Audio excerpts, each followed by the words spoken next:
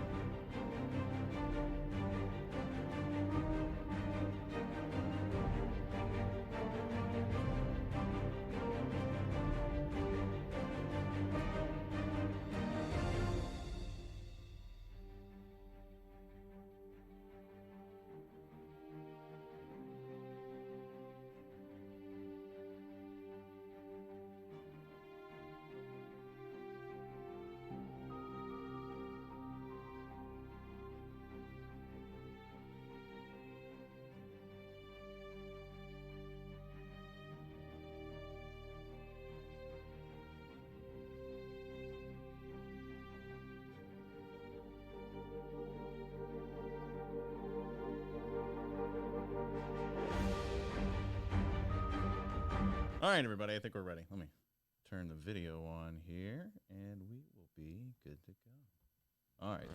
Say hey to everybody, Ben. Sharing the night. Been singing this song since he got in the office. What song is that? Sharing the Night Together by Captain Hood, Okay. 1979. All right, everybody. So Heard it at Trader Joe's. I can't get it out of my mind. as you can tell, a lot of current, up-to-date material on today's program. I know, you can tell already. But before we get into today's show, we need to thank the following unions for jumping on board and helping bring back our program. We're so thankful of them. Thank you so much. First up, it's the International Association of Machinists and Aerospace Workers, not Aerosmith, Local 126 in District 8, the International Brotherhood of Electrical Workers, Local 9, and the Illinois Operating Engineers, Local 150. A giant thank you to those unions for jumping on board and helping bring back our program. And, of course, today's show is brought to you by our dear friends at the Chicago Federation of Labor. Hang tight here. Make sure we're recording. Okay, looks like we are. The Ben Joravsky Show starts now. Oh my, hold on there. What's going on here? We'll just do it like this. We'll do it with this music. How about that? Man, that's really with my mellow. I don't know what's going on with my computer here. We've had a week up and something's going wrong here, so we'll just do it like this. New intro today, guys. How about it?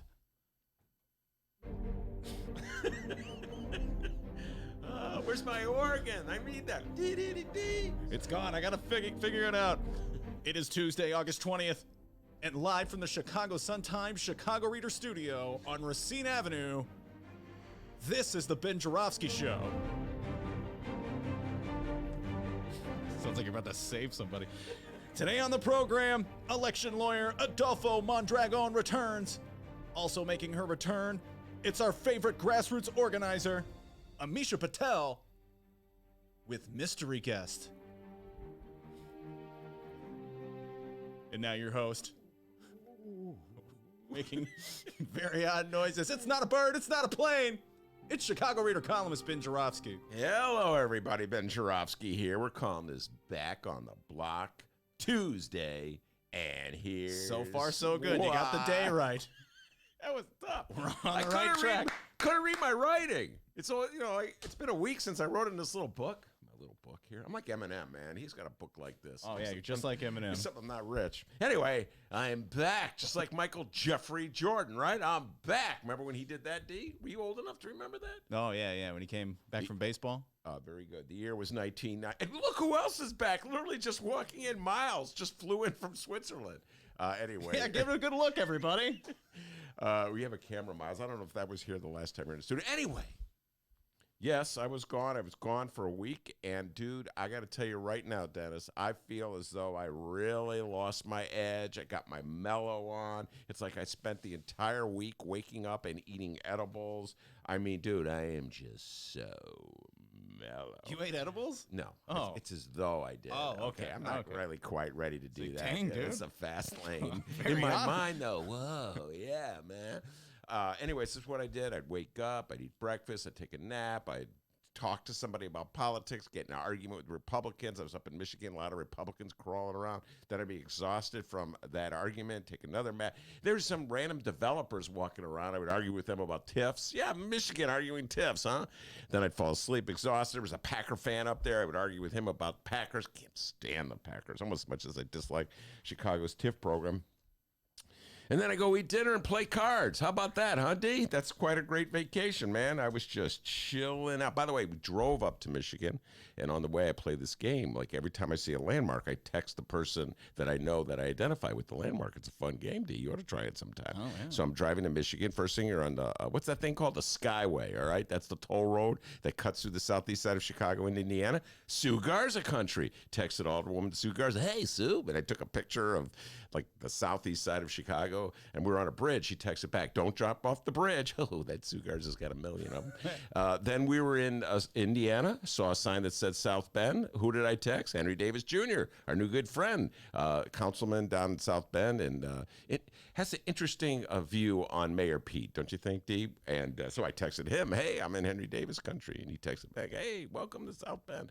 And then in Michigan, I texted, we were under a sign that said Grand Rapids. And of course, Grand Rapids is McDumpke's hometown. So I texted him. Anyway, that's what I did. I took the scenic route to Michigan, and now I'm back. And folks, I got to tell you, it's as though nothing has changed in my beloved city. Everywhere I see, there's corruption and violence. We're as corrupt and violent as we ever been. We're going to be talking about that. And we still don't know how to fund government. So, you know, Mayor Lightfoot is talking about new taxes. We'll be talking about that today in the show. Ed Burke is up to his neck in his corruption deals, where he's a property tax lawyer conflicting with his obligations as the former finance chair. He's reaping the benefits of some of those deals. And then you got Trumpgate, Marty Sandoval with his at a fundraiser with somebody, we're not quite sure who, pretending to be assassinating Donald Trump. Chicago has lost its mind. Meanwhile, outside of Chicago, greater struggles continue, and I will show you the depths of that struggle and what we're up against by relating the scene that happened on Saturday when I was at a farmer's market at a small town in Michigan, upstate Michigan, okay? Are you sure you didn't eat edibles? I could tell you I have not had an edible I had an edible once, and I think in the 2014. Okay. That was way too much for Big Boy made it for me. You know who Big Boy is? And he was like, oh yeah, this is good, Ben.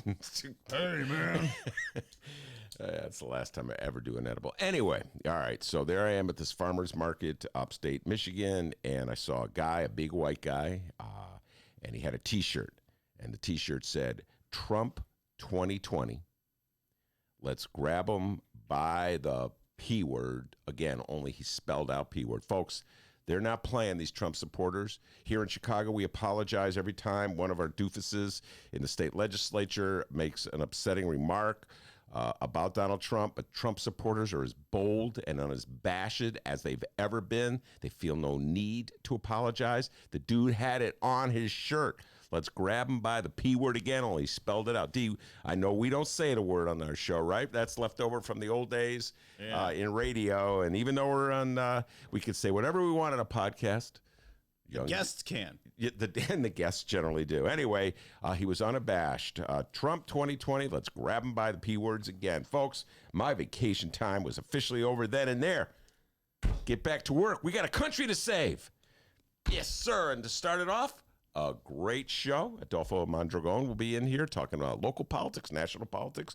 Amisha Patel, our favorite grassroots organizer, will be here at about 2:15 or so, talking local, state, national. How are we going to find the money to fund government? All those issues that have been left over. I guess nothing got resolved while I was gone. We welcome Miles back, just flew in from Switzerland, as I said. And before we get to anything, any guests, any Miles talk, anything like that, young Dennis, the doctor, with the news. All right, everybody, we're back, and we have a hell of a lot of local news to unpack today. But before we do any of that, let's begin with what happened while we were away. Oh, yes, okay. News happens while we leave, Ben. Yeah. I know. Cook County Circuit Court Clerk Dorothy Brown. Oh, that's the name you think of when that comes to mind, yeah. Huh? Okay, well, not for much longer, because after 20 years as Cook County Circuit Court Clerk, Dorothy Brown announced that she will not seek re-election. Yes, she pull the Rahm, as we call it here on the program. Remember, everybody, it was our former mayor, Rahm Emanuel, who almost 1 year ago announced he would not seek re-election. I mean, I remember it well. I remember that very well. Oh, yeah, I know you do. And I remember it well as well because when it happened, our host, Ben Joravsky, guys, threw the most insane party to celebrate Mayor Rahm not seeking re-election. Ben, how many cakes did we drink that night? I forget. I think you ate an edible. Oh, and edible. I ate 3. We were partying hard. Yeah, Mayor Rahm. I was actually kind of disappointed, Deej, because I wanted him to be defeated. I thought he would have been defeated had he run. In fact, that's why he didn't run, because he knew he was going to be defeated. I think Dorothy Brown had different motivations, but go ahead. But hey, we're live, all right? And, time isn't stopping. We can't sit here and talk about the past. We need to talk about this week-old story involving Cook County Circuit Court Clerk Dorothy Brown. Ben, now I haven't been in Chicago that long, but I'm going to guess that there's more to why Dorothy Brown made this announcement, isn't there? Yeah, well, I read Laura Washington's column, which was in the Sun-Times yesterday, and Laura pointed, I was gone when Dorothy announced she wasn't going to run, and then it became clear she's fully vested in her pension, so she's getting out. The whole thing is I started to have mixed feelings about politicians and pensions. And because they bring such a bad vibe to the whole pension program. And there's so many employees in the city of Chicago and the state of Illinois deserve their pensions. And I think everybody should have pensions. And as a society, I think we'd be better off with an expanded pension program that took care of us when we're old. Because, folks, I hate to break it to you, you're going to get old. But when I just see these politicians just openly manipulating the law to take advantage of a pension, she's a lawyer, she's an accountant, she's a professional. Her office has been under the tough scrutiny of scandal, investigations, federal investigations. She's never been charged with anything. The office is in terrible shape. That you ask any lawyer who has to deal with that office. Basically, what they do is a repository for all documents in the Cook County court system. And we're going to talk to Adolfo about it because Adolfo and I have actually been in that courthouse together getting documents. And it's sort of like out of the 20th century. There's the low level of computers and storing documents on the internet. So in some ways, we do need a new circuit court clerk. It is an important office in terms of just keeping track of all the information and all the legal documents.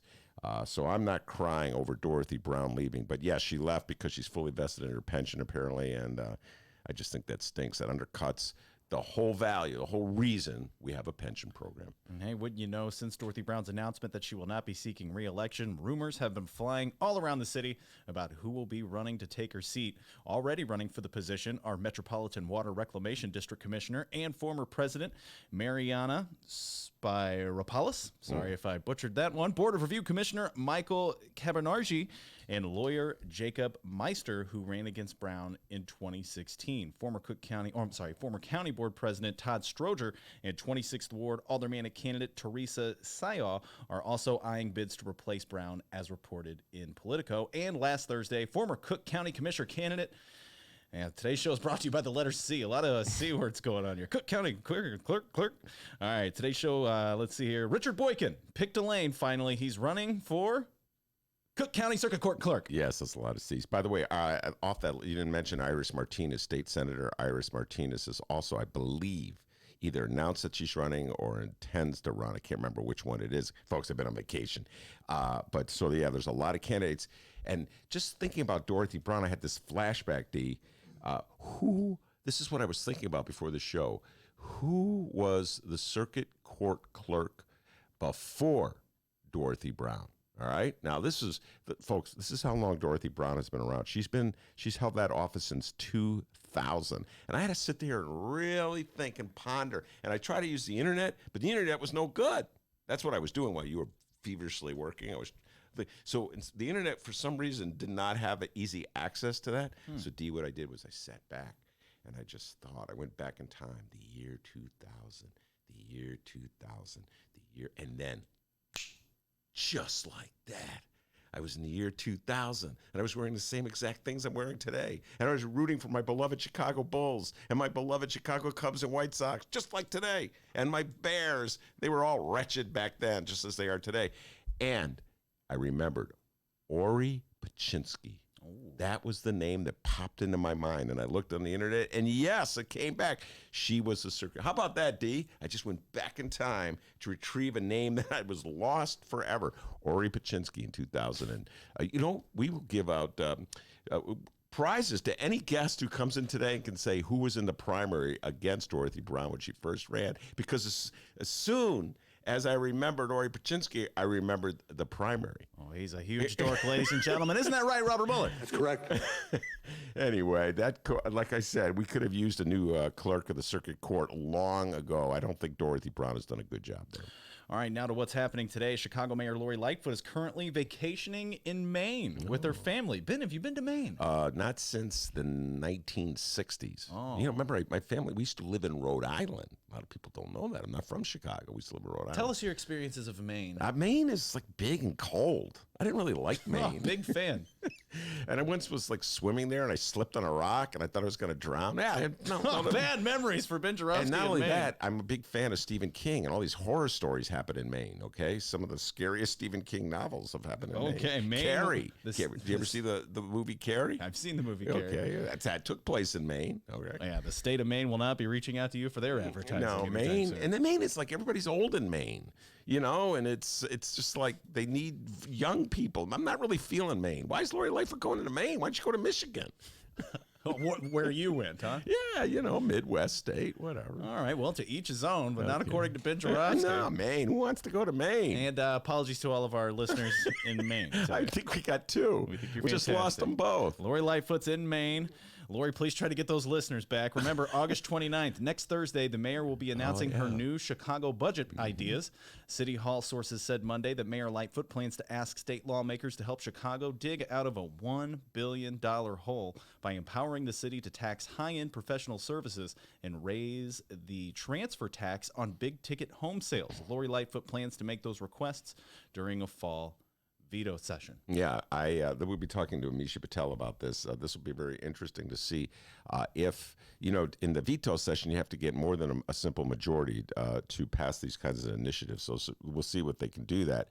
We'll see if downstate Democrats back away. They don't look like they want to, like they're doing something that would favor Chicago. There's still that schism between downstate and the city of Chicago. We talked about that before we went on vacation. There's a part of downstate that wants to secede from the state to be away from the city of Chicago. I think it would work against our interest. So, listen, I don't know why somebody in downstate, I don't know, Alton, there you go. Hey, watch your mouth, buddy. Don't go talking bad. Why would anybody in Alton care if the city of Chicago imposed a tax on the sale of homes? But I was seeing an article in the Sun-Times. I think it was quotes from some Republican legislators saying, we're against new taxes. What do you care? It's not going to affect people in your district unless they're looking out for the interest of well-to-do people in the city of Chicago, even as they say they can't stand the city of Chicago. Isn't that interesting, D? They're helping the wealthiest of the wealthy. So we shall see if the Democrats can muster up the votes they need to pass this legislation. I'm not sure they can. All right, Ben, before we go on with the news here, I forgot to mention to you, I decided to do a little redecorating around my studio apartment during vacation. What do you think about that, huh? Oh, that's right. I thought you were saying you did some redecorating around the studio. Oh, no. The studio looks as messy as it ever did. Hey, come on. We got to clean up that pile of stuff. That's your pile of stuff. I think I should throw out some of it. Yeah. I got the original Mueller report as it appeared in the newspaper, and now I have the book, The Mueller Report. So I think I could get rid of the newspapers. Don't you think, D? I'd say so. All right. I've been trying to tell you to do that for a while. For a long time. Getting mad at yourself. Oh, man, they need to clean. That's your mess, dude. Yeah. It's But no, I did redecorating while we were on vacation. I found a beautiful dining table. Oh, that's nice. In the alley behind my apartment. Okay. Nicely sized, wiped it down. I'm using it now. Yeah, some of your best furniture comes from that alley. It's now my dining table. Then I realized I need chairs. Okay, yeah. I need chairs for my new table. You got a table, you need chairs. I went to the thrift store, got 2 dining chairs, $3 each. Now, I know you're no Daniel Biss, but if you add that together.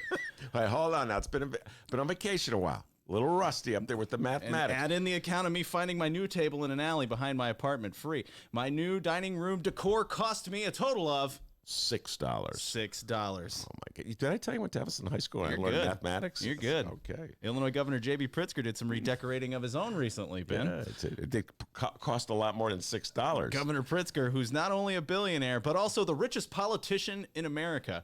Pritzker himself paid $275,000 for the redecoration of his Chicago offices. I'm J.B. Pritzker, and I'm not a perfect person. Here's Pritzker spokeswoman Emily Bittner explaining the office renovations after decades of neglect. Quote, the governor's office at the Thompson Center was in a very sad state of disrepair, and the Pritzkers paid personally to replace decades-old carpeting and repaint so that the space would no longer be embarrassing, end quote. Thank God they didn't see that table in my alley. They would have taken that right up. Yeah, that would have been embarrassing to the whole state of Illinois. So anyway, the idea behind the renovation of the governor's office there at the Thompson Center is because when people come and visitors from, I don't know, all over the world, it will make us look bad that his office is so shabby. And I have mixed feelings about the whole thing. On the one hand, I think it's good that he's cleaning out and that he's paying for it. So it's it's not going to cost us any money. But I don't know, this precedent we have where the wealthiest man in the state is our governor. And I don't know if he's the wealthiest man. Well, one of the wealthiest men in the state, our government, is always signing checks like for pay extra money for his aides, pay to rehab the building. It just sort of undercuts the fundamental whole purpose of government as being like this social pact that we help each other out and we're all looking out for everybody. And here we have the richest man in the state, or one of the richest men, having to underwrite government. It kind of puts a spotlight on some of the problems that we face. But I balance that sort of my principled stand against the fact that, well, at least that's $275,000 is not going to come out of law enforcement or schools, etc. So I guess it's a wash. But yeah, I don't know. It's pretty. By the way, what a shabby office! You see the pictures in the Sun Times. Yeah. It's pretty. Your apartment looked much better than that office. I was thinking it too. I'm glad you said that. Yeah. Making me feel good today, Ben. Thanks. Looking at today's schedule for J.B. Pritzker. Nothing. Nothing for Crickets. Tuesday, August 20th. Ben, it's 1-something in the afternoon. Like what? 1:22 in the afternoon. Yeah. What do you think J.B. Pritzker's doing right now? Riding a horse. Riding a horse. He loves horses. This is something else about J.B. Pritzker I love to talk about. He ran for governor, defeated Bruce Rauner. I happily voted for him. Did not vote for him in the primaries, D. So he spent $175 million, I want to say, something in that ballpark, financing his campaign, obliterating Bruce Rauner. Bruce Rauner had the huge advantage over Pat Quinn in 2014. And all the savvy operators in the Democratic Party, including my good friend Terry Cosgrove, said the key to beating Bruce Rauner is to have a billionaire run for governor. And they were correct. He was able to defeat Rauner and has pretty much been propping up the Democratic Party ever since. And by the way, you don't hear much about Michael Joseph Madigan since Bruce Rauner has been the governor. You notice that? He sort of eclipsed Madigan in power. Interesting. Well, that may change when the Dems need those votes in the House of Representatives to pass Lori Lightfoot's tax bills. But anyway, soon after he was elected, he found the money to buy a horse farm. Was it a horse farm, D? $11 million in Florida. That's how wealthy our governor is. And so now he found the money for the $275,000. That's why I say, you ask me where he is? He's on a horse farm, all right? He loves horses. He loves horses. By the way, did you say Bruce Rauner? Yes. Wait. Did you? Yes, I did say Bruce Rauner. Bruce Rauner, yeah. Oh, yeah. I did say it. You did say Bruce Rauner, huh? Yay for our teachers! Yay for our teachers! A little rusty, guys. All right, we've been away for a week. You got to push that button, all right? All right. It's all good. Moving on. And, oh, boy, Ben, I'm sure you've been ready to talk about this one here. Some news about your favorite company, Uber. Oh, yeah, Uber, okay. That's sarcasm, guy. He hates Uber. Okay, I don't. It looks like that old post office will finally have some new renters. Uber Technologies has signed a 10-year lease for a massive amount of office space at the old post office, giving it room for thousands of employees. Uber on Monday confirmed it will occupy 463,000 square feet, becoming the building's largest tenant. The Tribune reported in May that the California-based technology company was negotiating a move to the post office site. Ben, we really haven't heard much of your opinion on Uber, well, at least not on this show. I hear you gripe about it all the time off the mic on the train. Yeah. What are your thoughts on Uber? Share with the listeners. Well, first of all, I have some issues with Uber by mainly how they treat their employees and this whole gig economy. And I'm very much, I have full disclosure here, my son-in-law is a union organizer who is trying to organize Uber drivers in California into a union. So I would have a better opinion of Uber and of Lyft if they allowed their drivers, their workers to organize, if they allowed their drivers or workers to get some kind of health care. I'm not quite sure how this is healthy for the economy to encourage this kind of what gig economy where people don't have health care. And then, or if Uber doesn't want to provide health care for its employees, I welcome their support for like Bernie Sanders, health care for all, huh? Hey, Uber, join that fight anytime, all right? Think about the world outside of your company. So I have mixed feelings about the whole gig economy thing, and I feel like workers have been left out. I'm not always quite sure about, like the future of Uber, because Uber largely has been financed by borrowing money from wealthy investors who think that the money is just going to pour in down the road, and the competition gets more intense with Lyft and other ride-sharing companies. So I'm not even sure what the future of Uber is, but apparently they got money to move into the post office, which, by the way, folks, just so you know this, was largely financed, or the development deal was financed to a point by a tax break that the Cook County citizens and taxpayers gave them, whether you realized it or not, a property tax break. I don't believe they got any TIF money, although at various times there was proposals to finance that deal, finance the renovation of the post office with TIF money. So it's good that the post office is back on the block, that the post office is now producing property taxes. It is good that there is development in that end of the loop, and it's good that there's jobs that are created by the development of the post office to build out I hope they're using union labor. I'm a big believer in using union labor as much as possible. I say that to all my friends and listeners out there, some of them who apparently don't use union labor, naughty.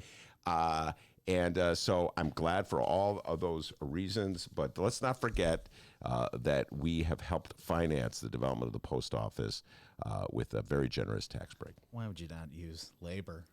You mean union labor? Why would you not use union labor? I don't know. You know Why what I would mean? you not use union labor? What's the deal? Yeah, what is the deal with that? This Uber deal, get my Ubers and Amazons mixed up. This Uber deal is the largest office lease signed in downtown Chicago this year, and one of the largest in Chicago in recent years, not including renewals or extensions of existing office spaces. Uber's deal is the fourth largest in the past 5 years, according to CBRE. Uber is set to start construction on its new space in the old post office next spring. It is unclear how many employees will ultimately work there. Looking at our YouTube live stream chat, a lot of people on here. That's awesome here.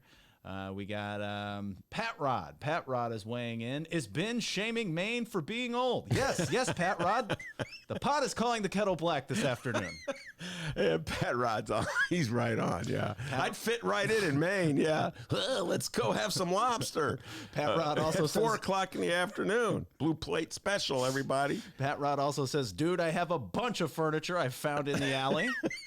Way to go, Pat Rod. Yeah. Let's see here. Brianna says, Dennis, why didn't you go to Green Element Resale for those chairs? Well, yes, I didn't. Great question. I didn't mention it, but I actually did, and I'm glad you reminded me of that, Brianna, because today's Ben Joravsky Show is brought to you in part by Green Element Resale. It's located at 6241 North Broadway in Chicago, and people, it is amazing. Furniture, appliances, lamps, books, clothes, electronics, chairs. $3 each. Wow, man. Oh, that's where he got the chair. Yeah, you're getting there, Ben. It's a thrift shop, but it's the only thrift shop in Chicago that helps bring you the Ben Joravsky Show. So if you're ever on Broadway between Granville and Devon, tell them thank you and go check out Green Element Resale, 6241 North Broadway. And you can find more information at greenelementresale.com. Ben goes there all the time to look at candles. Green Element Resale. Go and save a bunch of money. All right, let's see here. Kyle, I almost said your last name, Kyle. Kyle is weighing in on the YouTube live stream chat. He says, JB is doing, quote, executive time today. And then he says, I'm taking the under. Uber folds before that lease is up. I'm telling you, I'm with Kyle. I'm a little dubious about their business strategy.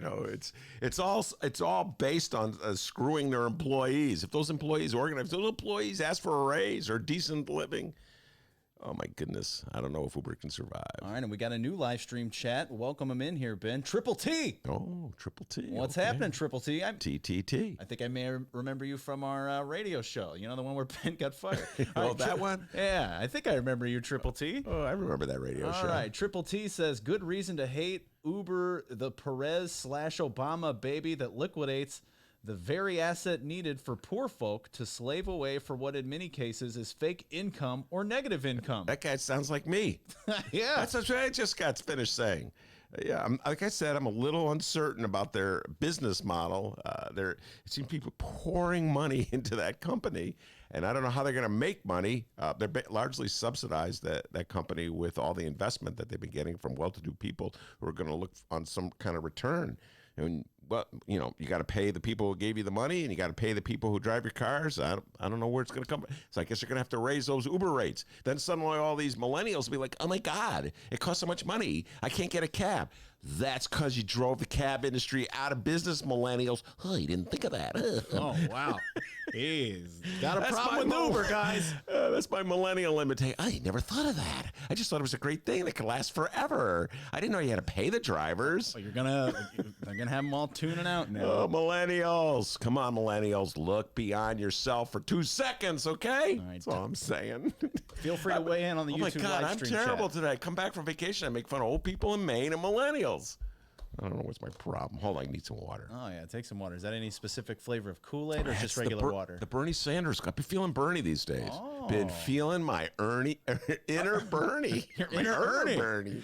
I think you got Bert and Ernie mixed together. I got inner Ernie. Inner and Ernie and Bernie mixed together. Feeling Bernie these days, ladies and gentlemen. I was defending Bernie in Michigan. Yeah, a lot of haters up there, but I was defending him to everybody I saw. Anyway, well, listeners, hey, at least it's a live news show, all right? We're having a good time today. So we talked about Green Element Resale. Let's do one of my favorite parts of the program, a very dramatic segment here on the show. Where the hell's our guest at? Yo, well, we should take a break and get him because he's waiting to come in. He's waiting to come in? Yes, let's take a break. Fantastic. We'll be right back, everybody. Don't go anywhere. It's the Ben Joravsky Show, live from the Chicago Sun-Times. Adolfo Mondragon, election lawyer, coming up.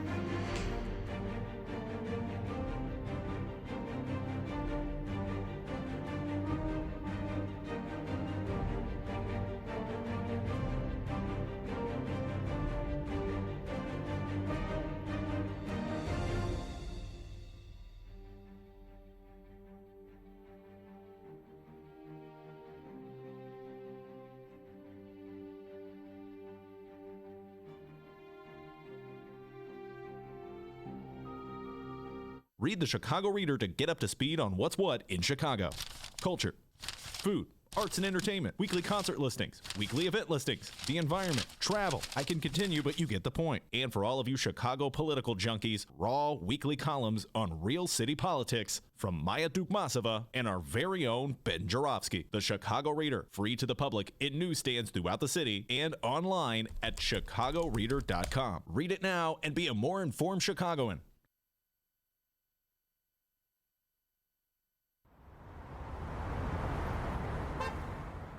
Today's Ben Joravsky Show was brought to you in part by Chicago Architecture Center. Discover the breadth and majesty of Chicago's architecture on a Chicago Architecture Center bus tour. From bungalows to Bauhaus, our expert docents will share the fascinating stories behind our city's architecture.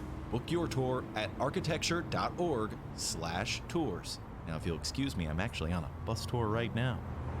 Oh my, look at that wonderful piece of architecture. Get a special discount for Illinois residents from July 15th to August 15th. All Illinois residents get 50% off select walking tours. Visit architecture.org/IL-resident. Ben, can you feel it in the air? Yeah, what is that? Football season. Oh, yeah, ready, set, 2020. Oh, wow. Okay. He is hyped about football season. Are you? It's almost football season, which means that the best sports reporters in Chicago want to offer you, our listeners, an exclusive deal on unlimited digital access to all of the stories you love with the Chicago Sun-Times. Do not miss a game this season. Get all the big plays, scores, and stories from the Chicago Sun-Times for a limited time only. You, the listener, can lock in our lowest rate yet. That's YET yet. Whoa. Hold on. Yep, that's what it spells. Only $29.99 for a full year of all the news and sports you need to know. Stay up to date on breaking stories, get the deep dives and investigations from Sun-Times reporters, and go deep inside City Hall with best in-class political reporting, and of course, cheer for the big games with the best sports team in the city. And make that noise Ben makes when he talks about football. What's that noise? Reset 2020. Ready, set, 2020. But ready, set, $29.99 for a full year of unlimited access. You cannot do better than that. Take advantage of this exclusive deal now at suntimes.com/Ben.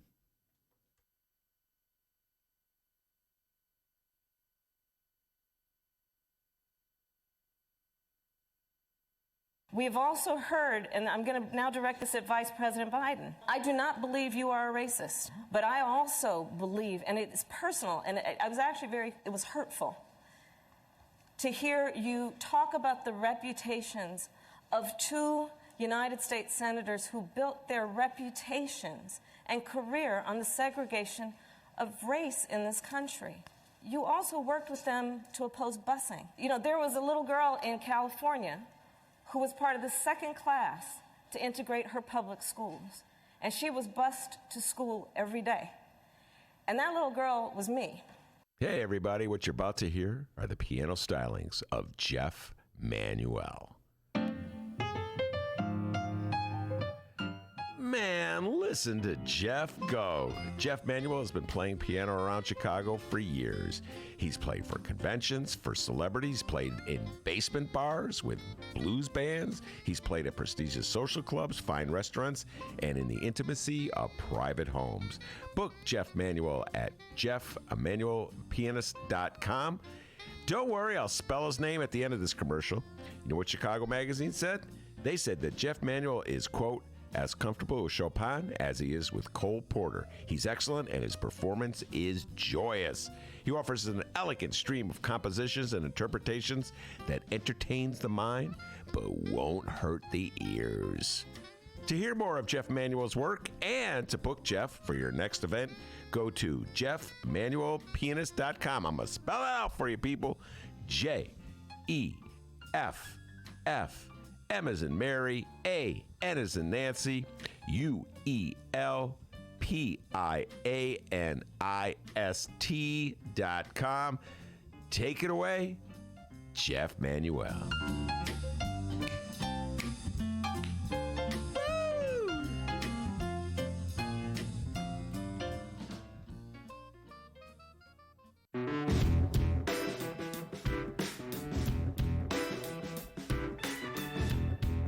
Commercial break over. Welcome back to the Ben Joravsky Show. Yes, indeed. Commercial break is over. Adolfo Mondragon is in the studio. The man, the myth, the legend, the pride and joy of Little Village, back of the yards. Well, more back of the yards, not Little Village. Not Little Village. And election law expert in general, and frequent guest on the Ben Joravsky Show. He was with us live on election night. Remember that?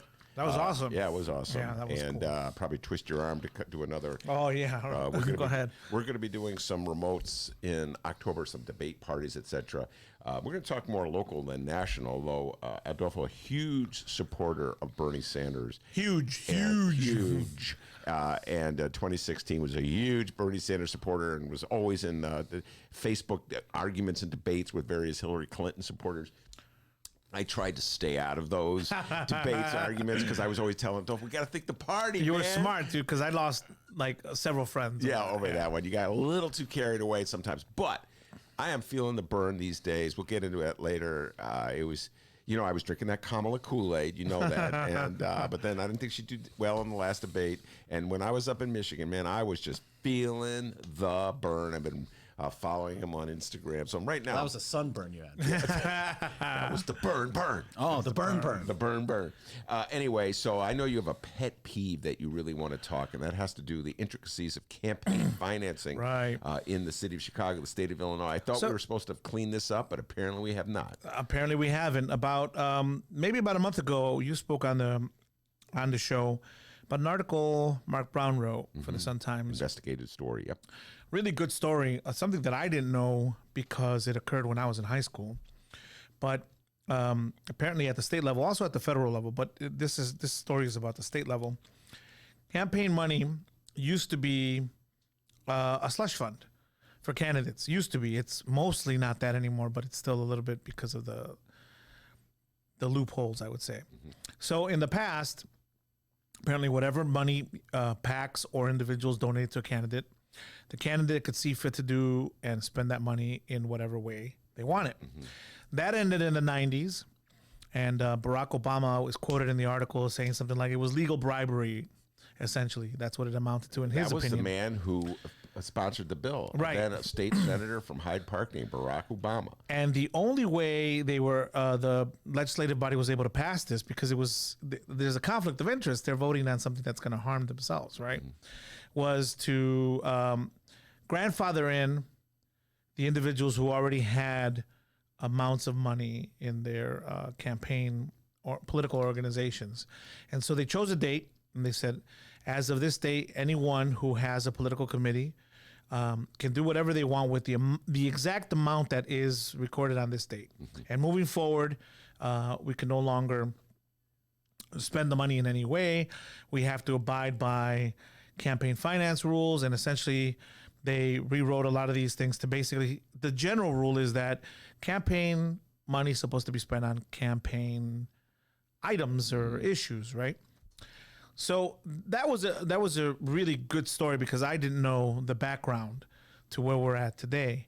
But about a week before that, and then a couple of weeks after that, that article as well, there was examples of what I think are illegal usages of campaign finance. A few weeks before that article, the Sun-Times also reported that Danny Solis had shuffled some money around between his political committees.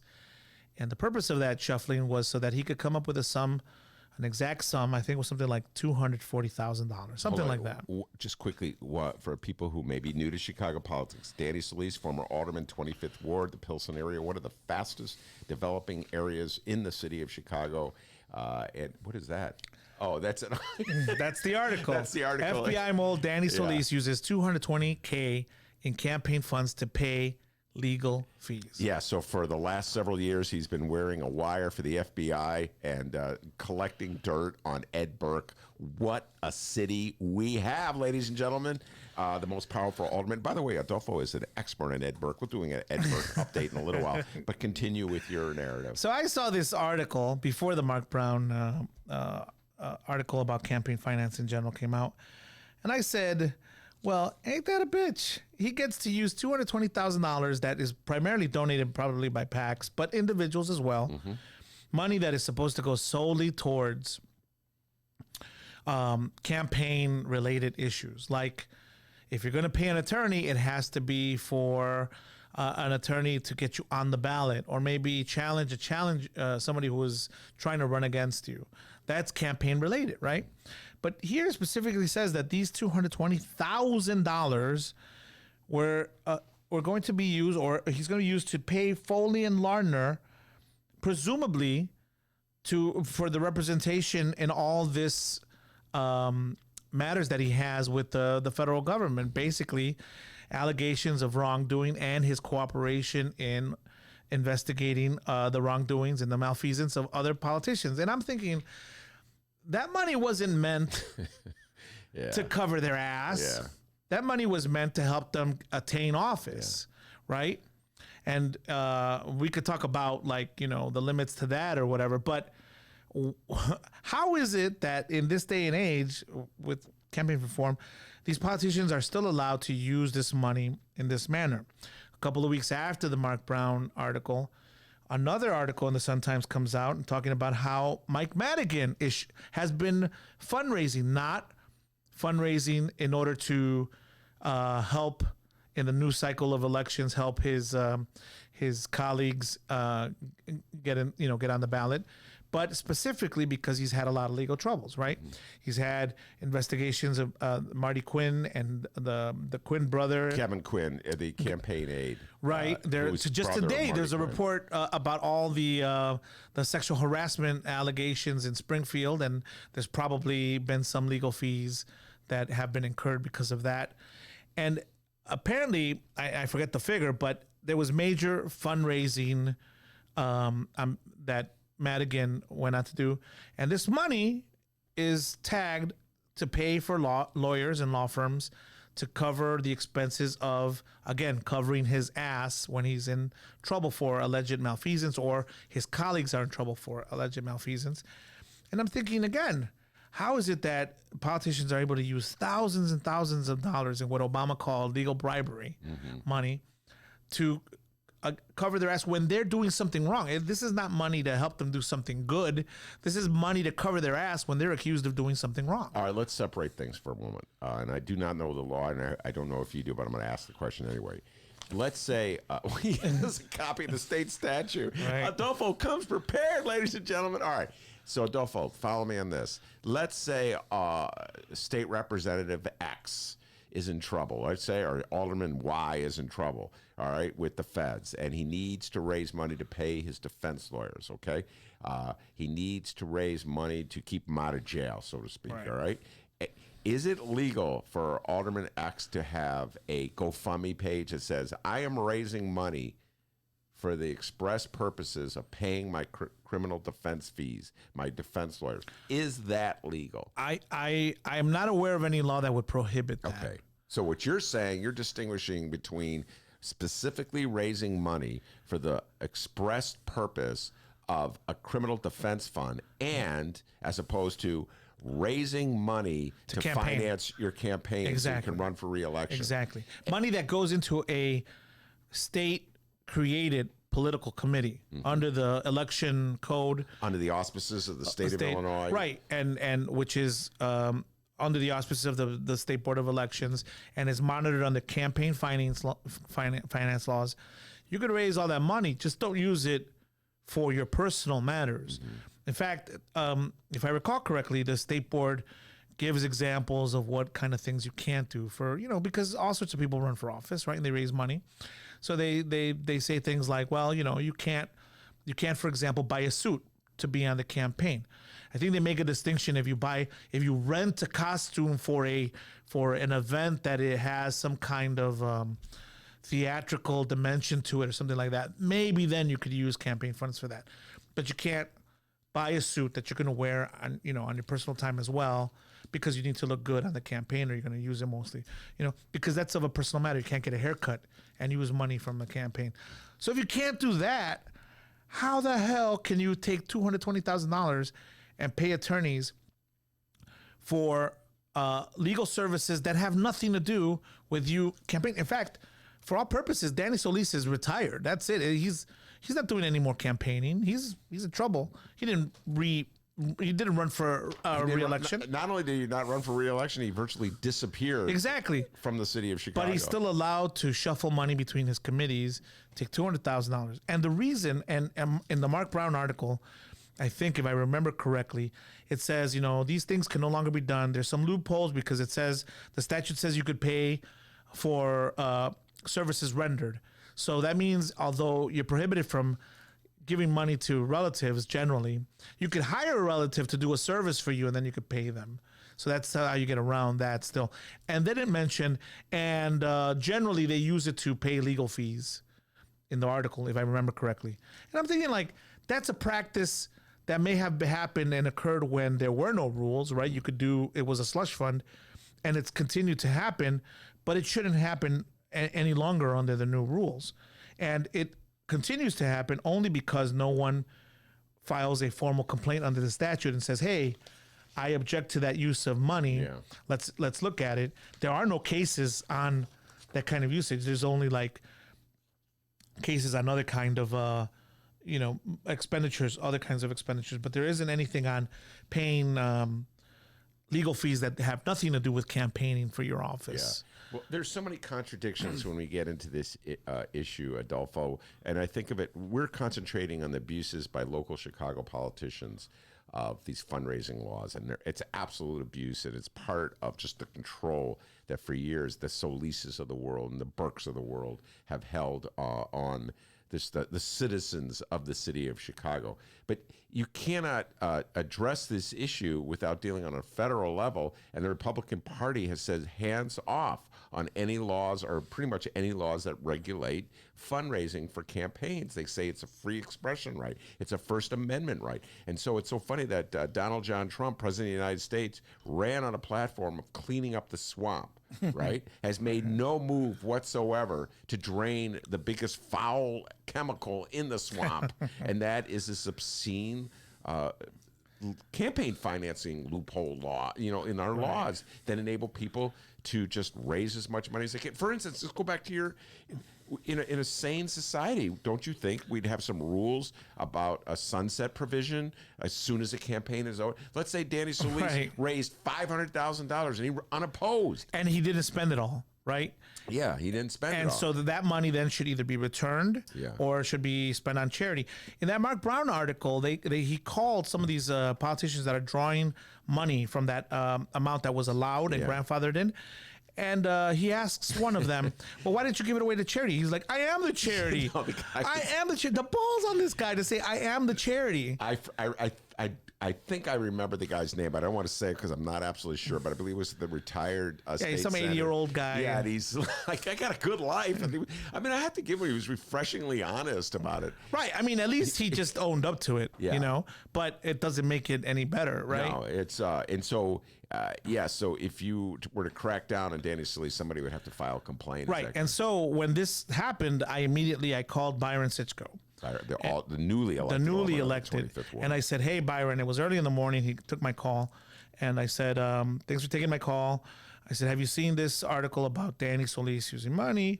And I go, in my opinion, and the way I read the statute is I think this is illegal, but someone has to complain, and it should either be you or someone from your support group or staff or whatever, and because it'll get pressed that way, and then there'll be pressure to do the right thing at the State Board of Elections. And I said, I will draw up the complaint myself, and I will represent pro bono whoever you want to put up on it, because I think this is an important public matter. And he said yes, and he said that he expressed that he wanted to do a news conference about also the fact that even though Danny Solis, like you said, is no longer around, he practically disappeared. Apparently, he was still collecting money. I don't know if it was for lobbying services or something like that. And so he wanted to complain about that. And I said, well, let's do it. It's been a couple of weeks since this came out. This was July 16th. And I got busy, and probably Byron, I have to revisit that. But I would love someone like Byron or someone on his campaign or someone who is just a supporter in the 25th Ward to file a formal complaint against Danny Solis for this usage of this money, so that it could set a precedent and then it could stop the abuses that are going on. Everyone's gonna be afraid to file one against Mike Madigan because of the retribution. But you could file one against Danny. Danny's down low. He's not gonna do anything to you. He's not gonna be able to come back at you. So he's prime target, and by setting that as an example, it'll set the precedent once and for all. All right, Byron, I hope you're listening. If you're not, we'll call you and ask you anyway. Adolfo Mondragon is my guest. I'm going to shift gears when we come back from a break, talk about, Marty Sandoval, Dorothy Brown, lots of other stuff to talk about. We'll be right back with Adolfo after this.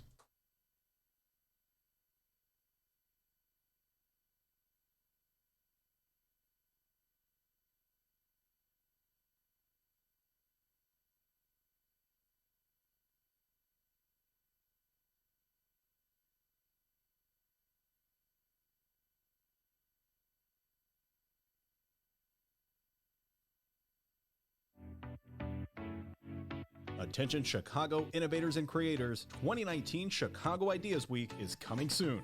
October 12th through the 17th, this annual Ideas Festival is back, and it's the largest, most affordable Ideas Festival of its kind. They bring in hundreds of thought leaders from around the globe and some local to share ideas and spark action all across Chicago. To get a better idea of what to expect, here's a bit of audio from last year's Chicago Ideas Week with special guest and Chicago comedian Cameron Esposito. Everything that I have ever tried to do has had two motivations. One is I really do believe in trying to create social change, and then the other one is I'm scared and alone too, so I would like for you to join me. You know, every job that I have, I try to make sure to hold the door open. That's like my motto for like, if I get through, you're coming with me, and I believe in that wholeheartedly, and especially if I have more privilege than you, like, I'm holding the door open for you even wider. October 12th through the 17th, it's 2019 Chicago Ideas Week.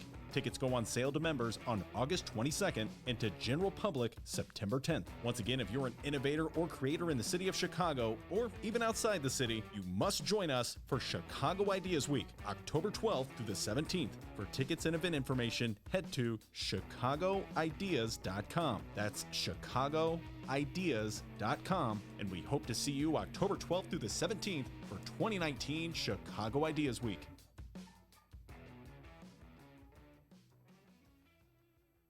Hey, welcome back to the Ben Joravsky Show, live from the Chicago Sun-Times. Yes, indeed. We are live from the Chicago Sun-Times, and it is the Ben Joravsky Show, sponsored by the Chicago Sun-Times and my beloved Chicago Reader. My guest, Adolfo Mondragon, in the studio, and we've been talking about the campaign finance loopholes that enable politicians to get away with all sorts of things they shouldn't be getting away with. Right. Say something about Adolfo real quick. Way to go, Adolfo. Not yet. No F-bombs yet. The last time he came in, he was fired up. Well, we were talking Trump last time. That's why. So. Well, we'll get to Trump. All right, let's ease our way into Donald Trump. Ease on down the road. Sorry. This story broke last week. I think I was still out of town, but it's the residuals are still out there. The Republicans are shocked, I say, by something that went down at a Marty Sandoval fundraiser. Marty Sandoval is this obscure, except for people like me and Adolfo who are obsessed with Chicago politics on the Southwest side. He's an obscure Cook County politician. And state senator. State senator. Wasn't he on the board of the Water Commission? Yeah, I think that he started at water reclamation, and then he moved up from there, I think. Yeah, so he's a state senator from the Southwest side, and he had a fundraiser last week, and apparently at the fundraiser, well, take the story from there, Adolfo. So I woke up yesterday morning, and I saw on Twitter there was a picture from this fundraiser, and apparently at the fundraiser there was a guy that had one of these big heads, like a mascot head, of Donald Trump, and he was wearing like a mariachi type, at least that's what it looked like to me, suit on, and the guests were handling toy guns. I don't know if they were water guns or whatever, but they were mock shooting Donald Trump dead and taking pictures. And today's paper said it was like a liquor dispenser. Okay, is that what it was? You can't really see from the picture because the quote-unquote shooter has his back to the camera, so you can't really see what it is. But now, I didn't read the article, but you've told me that what was Sandoval's response to the criticism? Today's bright one. Bright one. Home delivered as always, ladies and gentlemen, because I'm not cheap like the rest of you. Stealing it from the internet for free. I'm a millennial. I'm never going to pay for anything. And making fun of millennials today a lot. Poor judgment. State Senator Sandoval blames guest vendor for mock assassination of Trump at a golf fundraiser. It was a golf fundraiser. Yeah, that's right. Marty's who knew? He's a big golfer. Yeah, I think his previous ones that I've seen have all been at golf outing. Anyway, in the got you, here's the situation. I take this, Adolfo, and this is where I'm going to take it, and I'd love to hear. In my humble opinion, Donald Trump, from the moment he announced his campaign in 2015, has been riding a wave of anger, resentment, hostility, bordering on violence. It is a part of his persona. I think you could say he's incited violence at points. Punch him, get him out of here, you know? And there have been incidences of gun violence in this country, mass shootings by people who subscribe to some of the same notions of Donald Trump. Hey, if they could convict Manson and the people who committed the murders based on what Manson said, why can't they, come back and get Donald Trump for the stuff he said? Right? So this is a very serious problem. Donald Trump equivocated when it came to Nazis in Charlottesville. Donald Trump has unleashed a lot of hatred and a lot of racism and a lot of bigotry in this country, and he's doing it to promote his reelection. Okay, I think that's indisputable. And what I need from the Republican Party is a denunciation of that. And maybe a support of a rival campaign, because it's pretty freaking ugly and scary, in my humble opinion. But what do we have? every time some knucklehead does something like this, it's like, oh, it's the same thing. We need a denunciation. As though Donald Trump okaying Nazis in Virginia who are marching with torches saying anti-Semitic things about Jews. Right. Donald We will Trump, not be replaced, right? That's what they were chanting. That's what they were. Donald Trump is essentially saying that the Nazis are the same as the anti-Nazis is somehow the same as some knucklehead at a Marty Sandoval fundraiser being stupid. Exactly. And I just have a hard time with that. I don't think it's equal. Do you share my point of view on this? I think you're absolutely right. I think, if anything, this Marty Sandoval situation was, just a poor judgment, stupid, a stupid decision. But it's harmless. It's harmless. And if anything, he has a right to express his opinions, or his guests have a right to get together and express their opinions in this manner. If it manifests by having some effigy of Donald Trump and pouring shots of liquor or whatever at him, then so be it. Well, that is, that in no way is the equal of Trump going on the dais and saying, we have to stop this infestation, and then having some guy say, yes, sir, we have to stop this infestation. Let me take my AR-15 and go to El Paso and start killing Mexicans. Yeah, and just let's concentrate on that for a moment. And I've stumbled on this. I just don't understand this, and it's maybe my pro-Hispanic bias or something. I don't know what it is. I've never understood how there's this resentment against Mexican Americans in this country.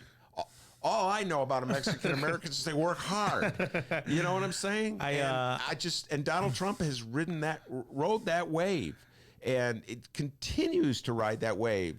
And it's the biggest distortion. Where is the Republican Party denouncing that? And there was an article about Stephen Miller. I don't know if you know Stephen Miller. He's the chief aide to the self-hating Jew guy from White House. From Southern California, who is the chief aide to he's Donald the mastermind Trump. behind all the immigration stuff. And so, they have in that article they talked about how the Republican Party has drifted from a party that under George Bush was trying to recruit Hispanic voters to vote for them. And by the way, I thought they were going to be successful. Your friend Frank Avila used to tell me all the time, Ben, Hispanics are conservative basically. They're going to go Republican. You watch. They're going to go Republican. He used to always predict this to me. And the Republican Party says, no, we don't want them anymore. We want to. And so this Republican Party that's evolved under Donald Trump, I wish the Republicans would denounce that as much as they denounce. It's all based on irrational thinking, both the hatred and the xenophobia, but also the fact, like you said, what do immigrants come here and do? They come here and work and do the jobs that other people don't want to do. The minute you kick them all out, a day without immigrants, there was a movie, I think, like that.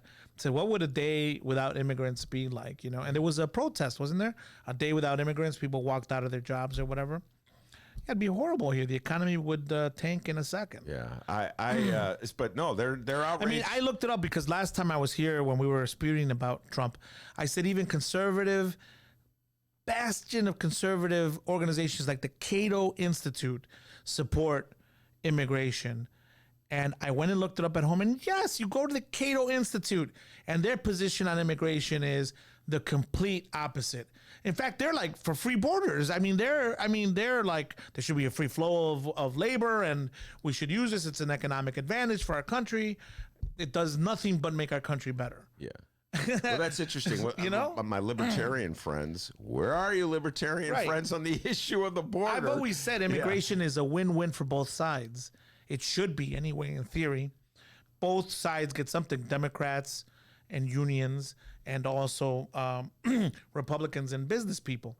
They both get something. They both get a win-win out of liberal immigration laws. But it's that irrational element that keeps the Republicans from joining the Democrats and promoting good immigration law. It's the Donald Trump's, racist rhetoric, because like you said, people like George W. Bush and George Herbert Walker Bush, Ronald Reagan, who was the governor of California, which is a mass agriculturally producing state, all understood that immigrant labor is something good, something that drives the economic engine of this country. Yeah, and the false equivalency, that's what I call it, a false equivalency between, again. But let's also say, Marty, come on, own up to it at least, man. Oh, well, now there's all different levels of the, okay. He should have just said, yeah, and so what? We're mocking this idiot. That's all we're doing. And if you don't like it, go fuck yourself. Well, okay. It didn't take long for him to There it is. He's just warming up, ladies and gentlemen. See, it's Trump again. It brings it out.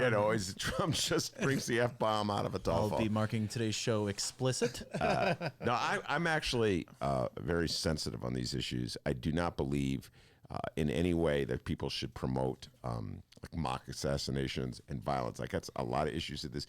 Republicans would make fun of me, actually, because... What did you think of Kathy Griffin's photo shoot? Oh, my good friend, with the decapitated Scotty. Trump. Those are the old days. Scotty Duff and I used to talk about her. What was that radio station, D, that I got fired from? I always forget. Yeah. Oh, yeah. The WCPT 820. Big union supporters. Anyway, we used to talk about this all the time, my good friend Scotty Duff, because he was a huge fan of hers. I thought she went across the line, no question about it, in my humble opinion. She paid a price for it. Yeah, she paid a price for it. She paid a price for it. She crossed a line. But again, I say this, that it's a false equivalency, in my humble opinion, between what a knucklehead did at the Marty Sandoval fundraiser and what Kathy Griffin does, even as a comic, and what Donald Trump has done since the moment he announced that he was running for president, which is to try to make scapegoats out of everybody who comes from Mexico or comes to this country from south of the border, and he's been stoking fears, resentment, racism in our country, bigotry. And he's been doing it just to get reelected. So what? He could pass a tax bill that gives the wealthiest people a benefit.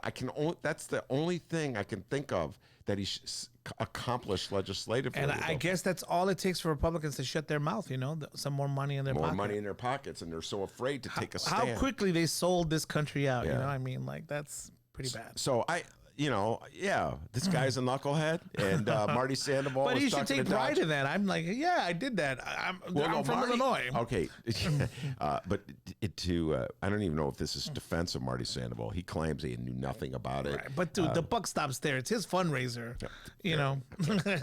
Marty got any problems? His name is Adolfo Mondragon. He comes from your neck of the woods. He grew up in the back of the yards, I think. So did he? I think. Quite sure. Or I've seen him claim that. All right, now let's shift gears one more time. Dorothy Brown, she announced she is not running for re-election. How has she survived indictment, man? That's a whole other series. The Fed's been looking at her forever, and they've not indicted her. She's Teflon, man. She's Teflon. Yeah, she's more Teflon than Trump or Reagan. But let's just remove ourselves from the notion of why she hasn't been indicted, or the fact that she's been trying to use that office as a stepping stone for other offices, like running for mayor, or I think she ran for Cook County president as well. And the fact that she's now retiring, now that she's fully vested in her pension.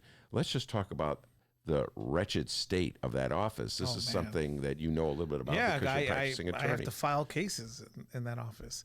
Yeah, the alleged or supposed upgrades, electronic upgrades that have occurred are not ideal. They're not what, the transition itself wasn't very fluid. That office is way behind. I think I read somewhere that in order to update everything and have them scan in PDF, old files alone is going to take, hundreds and thousands of man hours, and it's going to take years to do. As it is now, you can't get online. You could file stuff online, but you can't get quick access to documents and things like that. I've had trouble filing stuff, and the fees, attach a fee for everything. It's unfair to clients. It's unfair to lawyers as well. And I will say that when I go in person sometimes, which you're now not really supposed to do because you're supposed to do many things electronically, we'll say that there are a good many clerks there that were very helpful and very patient, because they must see all sorts of people from pro se to paralegals that file, 30 lawsuits at a time or whatever. That were always, in fact, I think I went there once with you. Yeah, for I some remember. reason. Yes. Mhm. But I mean, you go to other counties, and I remember years ago going up to, I think it was Lake County, or no, DuPage, and even going in there, you take a little number, everything is like, bing, now serving, blah blah blah, and access to everything was, No, really easy. I have no problem with the employees. They've always been very friendly and helpful with me, just Yeah. personally, laugh at my jokes and all that kind of stuff. But yeah, it just seems as though it's from another century. It's like I think a Charles Dickens when novel you're or in something. court and you're still, writing out with carbon copy Yeah. paper, so you can make duplicates. Whereas if you go in federal court, for example, everything's been electronic for years. I mean, I think as long as I've been an attorney, everything's been electronic, and everything works so efficiently. And you don't have to write up anything. All the orders they just pop up on your system. I mean, everything is fantastic. Well, this is the kind of office in Cook County that's a combination of a patronage system, a patronage office, and a stepping stone. And that's why it's popular to candidates. Like the city clerk's office is the exact same thing. City clerk's office is very similar.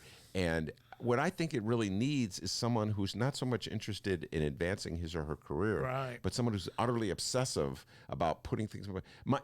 I have friends who are very orderly and very anal in the way they go about life. They every day they wake Right. up and they write down in really nice handwriting. They should what have they're some gonna do. applied mathematics guy go in and do all the logistical calculations about how do you do this more efficiently or whatever, or have that, and in combination with an attorney who's had a lot of experience filing stuff in that courtroom and has seen the way things work in other ones, and actually wants to do something to change it so that it helps the Yeah. people who are there every day. Well, there's about 6 people running for office, and I don't know if any of them fit that description I of don't think sort so. of an analytical type. All right. Now, moving on really quickly, just down some things that we probably talk about later. Adolfo, by the way, people may be wondering, where's Maya? It's Tuesday. Maya's on vacation, and Adolfo's really nice to come in. And I'll be here next week filling in for her That as is well. that is correct. So we'll probably do more Jeffrey Epstein. Not that I could truly conversation. fill in, but Yeah, I'm just my doing your best. All right, Jeffrey Epstein. This is something I'm obsessed with on many levels for many different reasons. Right. So let me just ask you this. There was a very interesting essay. I can't remember where I read it. It may have been the New York Times. Walter Kern is the man who wrote it. That's his name. He's a novelist. And he starts the essay by saying, I do not believe in conspiracy theories. I am not a conspiracy theorist person. But I have a real hard time believing Right. the official story that went down with Jeffrey Epstein, who, of course, as everybody you should know, is the disgraced gazillionaire who turned out to be a sexual predator and was trafficking young women, girls. And finally, the feds caught up with him. Law enforcement caught up with him when he was in a prison cell in New York City, and somehow or other, the guards weren't paying attention. He was able to hang himself. Right. So, just in the most general way, do you believe the official story? Again, I don't generally believe in conspiracy theories like this essayist. I kind of find that there are a lot of coincidental things here that had to happen. Like the guard had to be asleep for 3 hours, and how does he hang himself? I don't even know how he did it. I haven't read anything Here are about some sheets. what and why did he have sheets if he had just tried to commit suicide a few weeks before that. The fact that he does it right after all these records are unsealed, revealing the names of very powerful people who allegedly, consorted with underage, with girls, essentially, and had sex with them, right? But I could see him just offing himself and telling everybody to fuck off. I mean, the dude's lived his life, right? How old was he? He's 66, I want to say. 66. You figure most of his life he lived a hedonistic life. He probably had enough sex for many lifetimes, had enough good food for enough lifetimes or whatever. I could see himself offing. Well, it's not, the issue to me is the suggestion that he's protecting powerful interest, that he's murdered to protect powerful interests. I have a hard time believing that. I've dutifully read all the articles that have come out about what went down in this last few hours. At the same time, I'm bombarded every day. I've mentioned this on the show many times with Tea Party updates. I'm on their mailing list, and they're continually sending out this message that. But what a weird trying situation to link for him these with Clinton. Tea Partyists, because they're trying to link him to Clinton, Yeah. but he has a huge link to Trump. Well, that's okay. You know? This is classic Donald Trump. So what you do is you deflect attention to somebody else, so you're not paying attention to him. And so now Trump tweeted out some conspiracy theory about a Clinton connection, and so now the Tea Party has picked it up, and like every chance they can, they send out a text with an article linking Epstein to Clinton. Right. Clinton. It's Clinton. interesting, though, because Trump had thought of doing this during the campaign, I've read, but backed off because he said, but I'm also linked to this guy. Yeah, he's all those pictures. But now he feels free to, say just, they murdered him, Well, so there's a part of me that, I don't know, there's a little part of me that is very suspicious about all this, but I'm not quite certain I'll ever know the real story. Anyway, Adolfo Mondragon, I'm going to let you go. Our next guest is sitting here, Amisha Patel, Grassroots Collaborative, our favorite community organizer. We're going to bring her on and her mystery guest when we return. Did you know that 40% of the people in Illinois opt to be cremated? Well, it's true. And Chicagoland Cremation Options honors their wishes by providing cremation services directly to the general public. Chicagoland Cremation Options provides an affordable, ethical, and easy cremation arrangement, whether in person or online. Save thousands and streamline the process by going directly to Chicagoland Cremation Options. It's a family-owned business operated by my good friend, Douglas Klein. Here's how you reach them. Chicagoland Cremation Options.com. One more time, ChicagolandCremationOptions.com. It's Chicagoland's adult entertainment playground. It's the world-famous Admiral Theater, 3940 West Lawrence Avenue. The Admiral is homegrown from Chicago, and it's the most conveniently located club in all of the city. 15 minutes from the O'Hare Airport in downtown Chicago Loop. Voted Chicago's best strip club, the Admiral has showgirls galore and a variety of adult entertainment shows. The world-famous Admiral Theater, open every day from 7 p.m. to 6 a.m. 3940 West Lawrence Avenue. For events, showtime, and other information, visit AdmiralX.com. Must be 18 years of age or older to enter.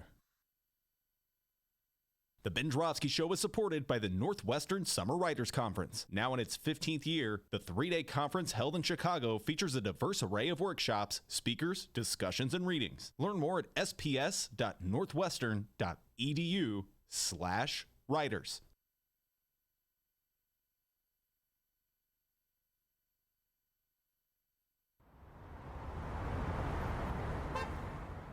Today's Ben Joravsky Show was brought to you in part by Chicago Architecture Center. Discover the breadth and majesty of Chicago's architecture on a Chicago Architecture Center bus tour. From bungalows to Bauhaus, our expert docents will share the fascinating stories behind our city's architecture. Book your tour at architecture.org/tours. Now, if you'll excuse me, I'm actually on a bus tour right now. Oh my, look at that wonderful piece of architecture. Get a special discount for Illinois residents from July 15th to August 15th. All Illinois residents get 50% off select walking tours. Visit architecture.org/IL-resident. Hour number 2 of your Ben Joravsky Show for Tuesday, August 20th is just moments away. But before we get into that, we need to thank the following unions once again for jumping on board and helping bring back our program. First up, it's the International Association of Machinists and Aerospace Workers, not Aerosmith, Local 126 and District 8, the Illinois Electrical Brotherhood Local 9 Union, and the Illinois Operating Engineers Local 150. A giant thank you to those unions for jumping on board and helping bring back our program. And, of course, today's Ben Joravsky Show is brought to you by the Chicago Federation of Labor. Hour number 2, let's go.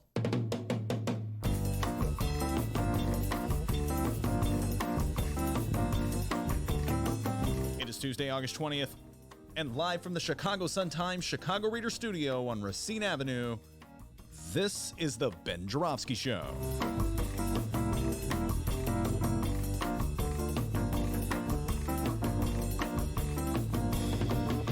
in this hour of the program, making her return, it's our favorite grassroots organizer, Amisha Patel, with mystery guest. And now your host. Oh, it's no mystery. It's Chicago Reader columnist Ben Joravsky. Yes, indeed. The world may be a mystery to me, but I'm no mystery to the world. Amisha Patel is sitting right here with mystery guests. We're going to bring the mystery guest on in a little bit after we talk to Amisha. But D, got an update for me? Absolutely, I do. And yes, a mystery guest will be coming soon on the program. I love it when Amisha Patel brings a mystery guest to the studio. All right, we have two updates here, both local. Both are new committees, and both the governor and mayor are involved. Vote Yes for Fairness, a new ballot initiative committee working to pass the fair tax in Illinois, launched today with a mission to stand up for working and middle-class families in the fight for the fair tax. Vote Yes for Fairness believes the fair tax is the next step the state needs to continue on a path toward fiscal sustainability and success for all its residents, and will be making that case to voters in the lead up to the November 2020 election. Here's the quote from chairman of Vote Yes for Fairness, one Quentin Folks. Quote, after 4 years of irresponsible governance and fiscal management under the Rauner administration, Illinois is finally getting back on track. But the next step toward fundamentally changing the trajectory of our state is implementing the fair tax. I agree 100%. We're talking Amisha Patel a little bit about this. I just wrote that down. That is a huge fight that's about a year and a half away. No, less than a year and a half away, the November 20th. Dang, time's flying. A year and 3 months away. We'll be talking about that as we're heading into that 2020 presidential election. But in the state of Illinois, that'll be a very important issue on the ballot at the same time. From the governor to the mayor. This little light of mine, I'm going to let it shine. Chicago Mayor Lori Lightfoot has a new PAC. That's right. It's called the Light PAC. It allows her to collect maximum donations of $10,800 from individuals, $53,900 from other committees and PACs, and $21,600 from parties, unions, and corporations. Those amounts are higher than the limits for her existing campaign committee. Dave Mellett, Lightfoot's political director, says the PAC will, quote, help support the mayor as she continues to reform city government and invest in all Chicago neighborhoods. We will also support candidates who share that vision for the city. Well, I'll tell you what, Amisha Patel looks like she's dying to jump in on that one. We just finished talking with Adolfo about all the abuses that are taking place with campaign finance in the state of Illinois. We spent about 10 minutes talking about this one, and now I hear that Lori has a new PAC. So it's good a point as any to begin the conversation with Amisha Patel from the Grassroots Collaborative. Your thoughts on a new PAC for Mayor Lori Lightfoot? Well, I mean, politicians are going to do what they can to raise as much money as possible. I think our challenge with this and our hope still is that the mayor actually uses these resources to keep her commitments and promises that she made as a candidate, and that she uses those resources to work on moving that agenda. Obviously, past mayors and many other politicians use these dollars to keep people in line. To it's about power, right, and resources to control their agenda.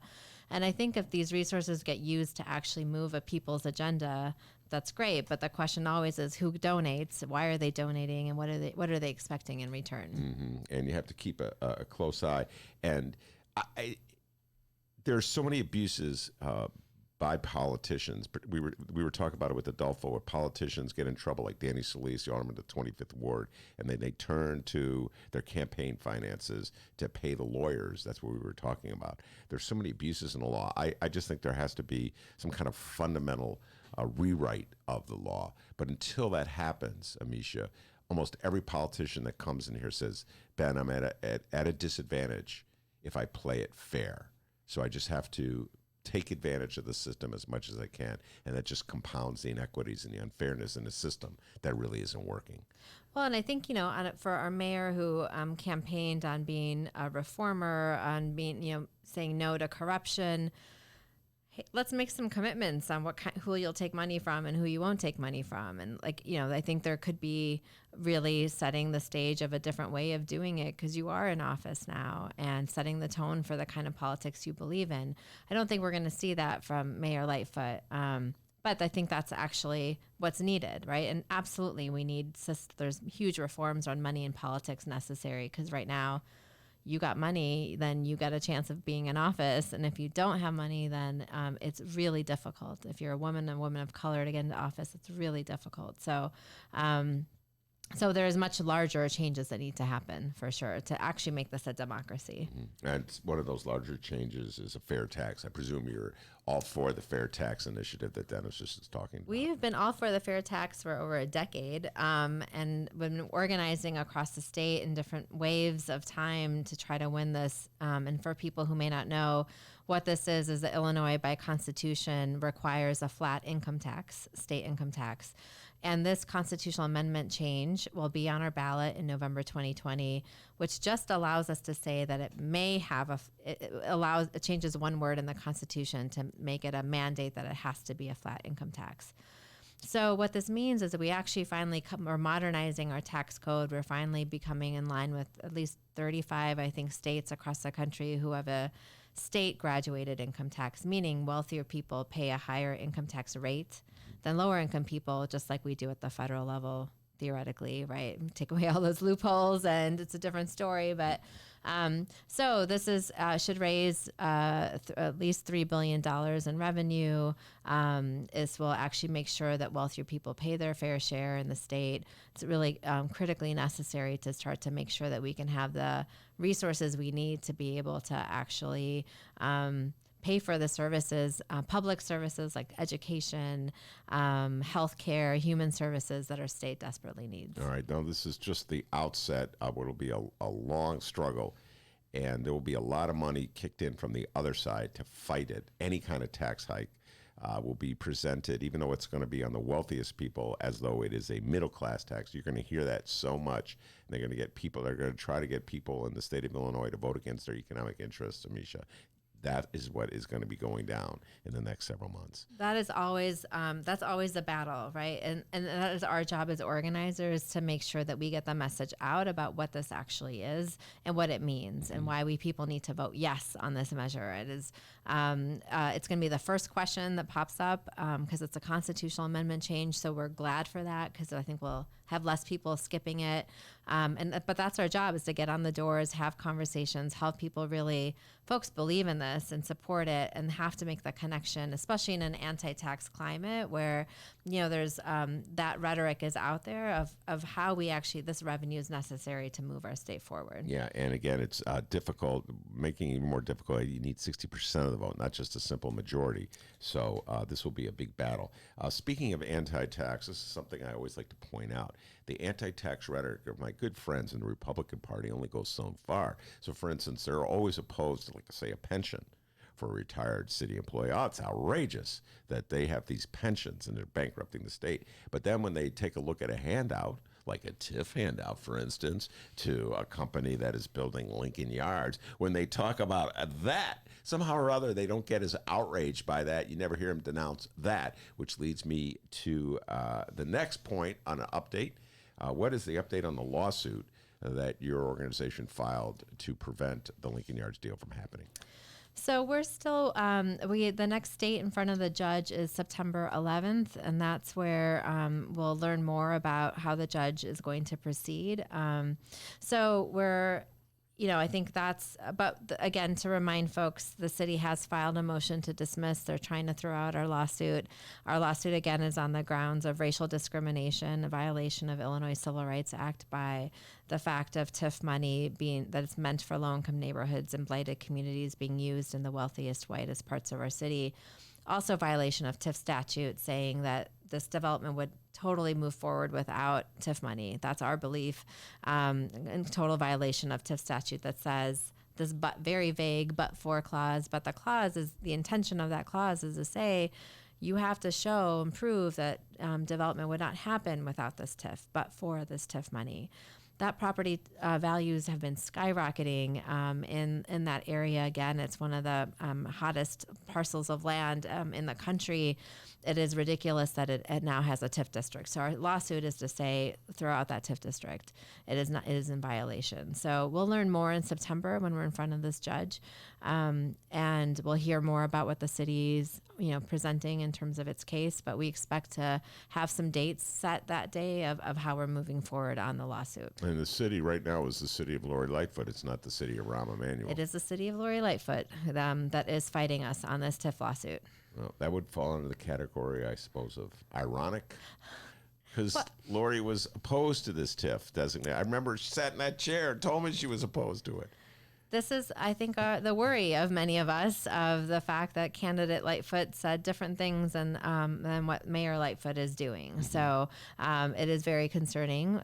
We hope that the city will drop its lawsuit and work on actually spending its energy instead of fighting us on coming up with solutions and remedies to this massive problem of abuse of TIFs in our city. In the meantime, you have to have your lawyer filing appeals to their appeals, or documents to their documents. That's money, that's time, that's effort, that's energy. That we should be spending doing other things on instead of fighting the city who's fighting us.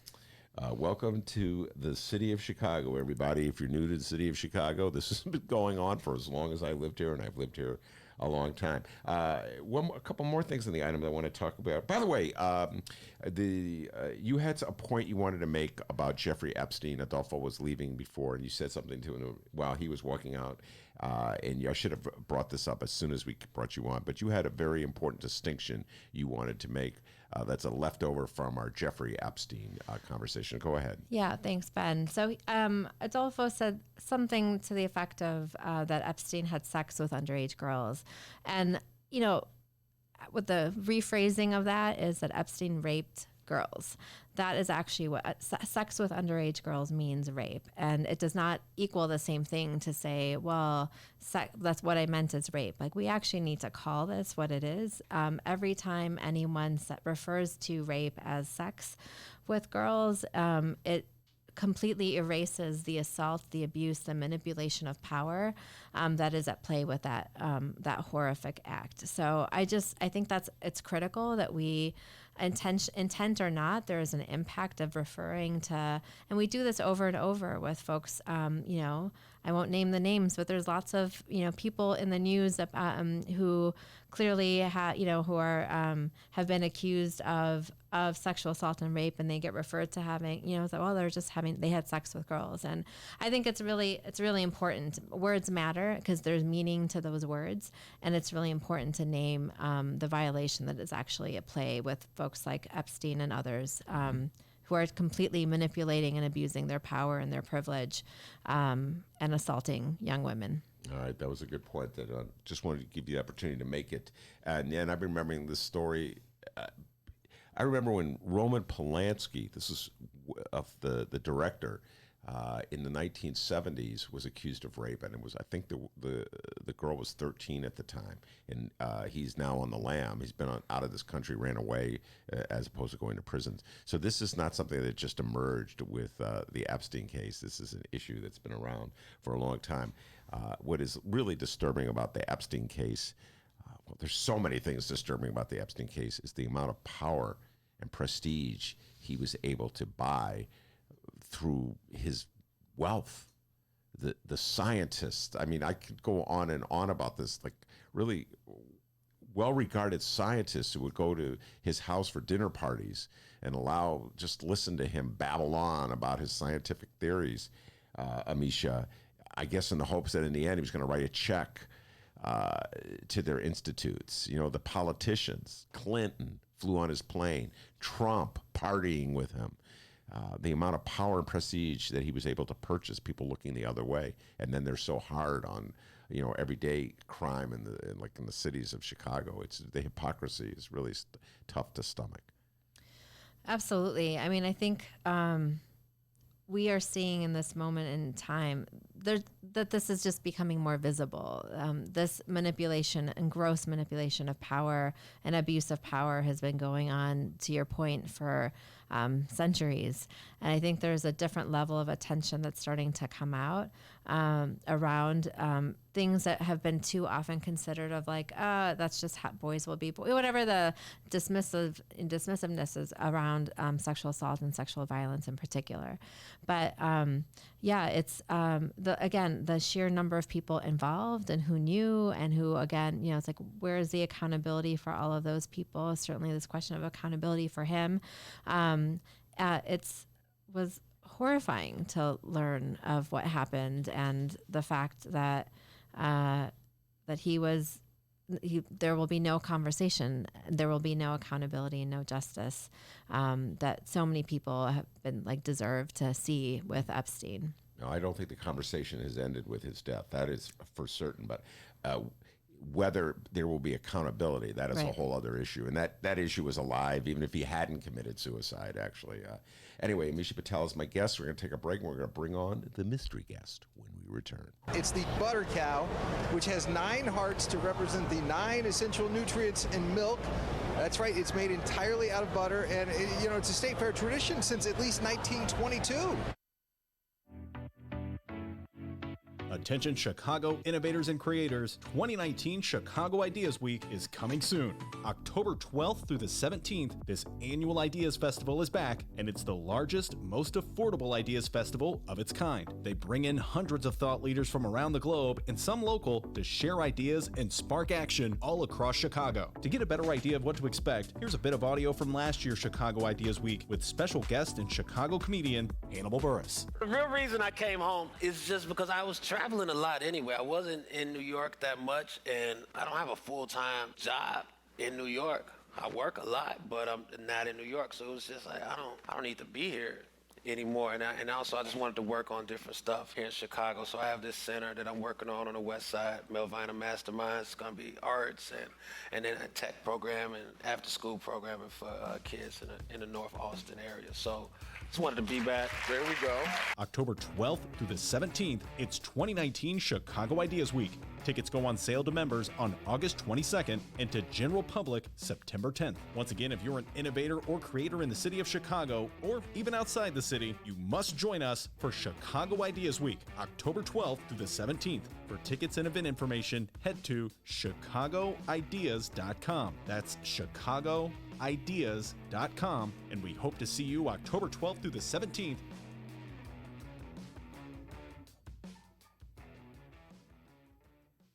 Can you feel it in the air? Ben, can you feel that? It's football season. Oh, that's what it is. Football, okay. It's almost here. Misha Patel's a huge Bears fan. So I've heard.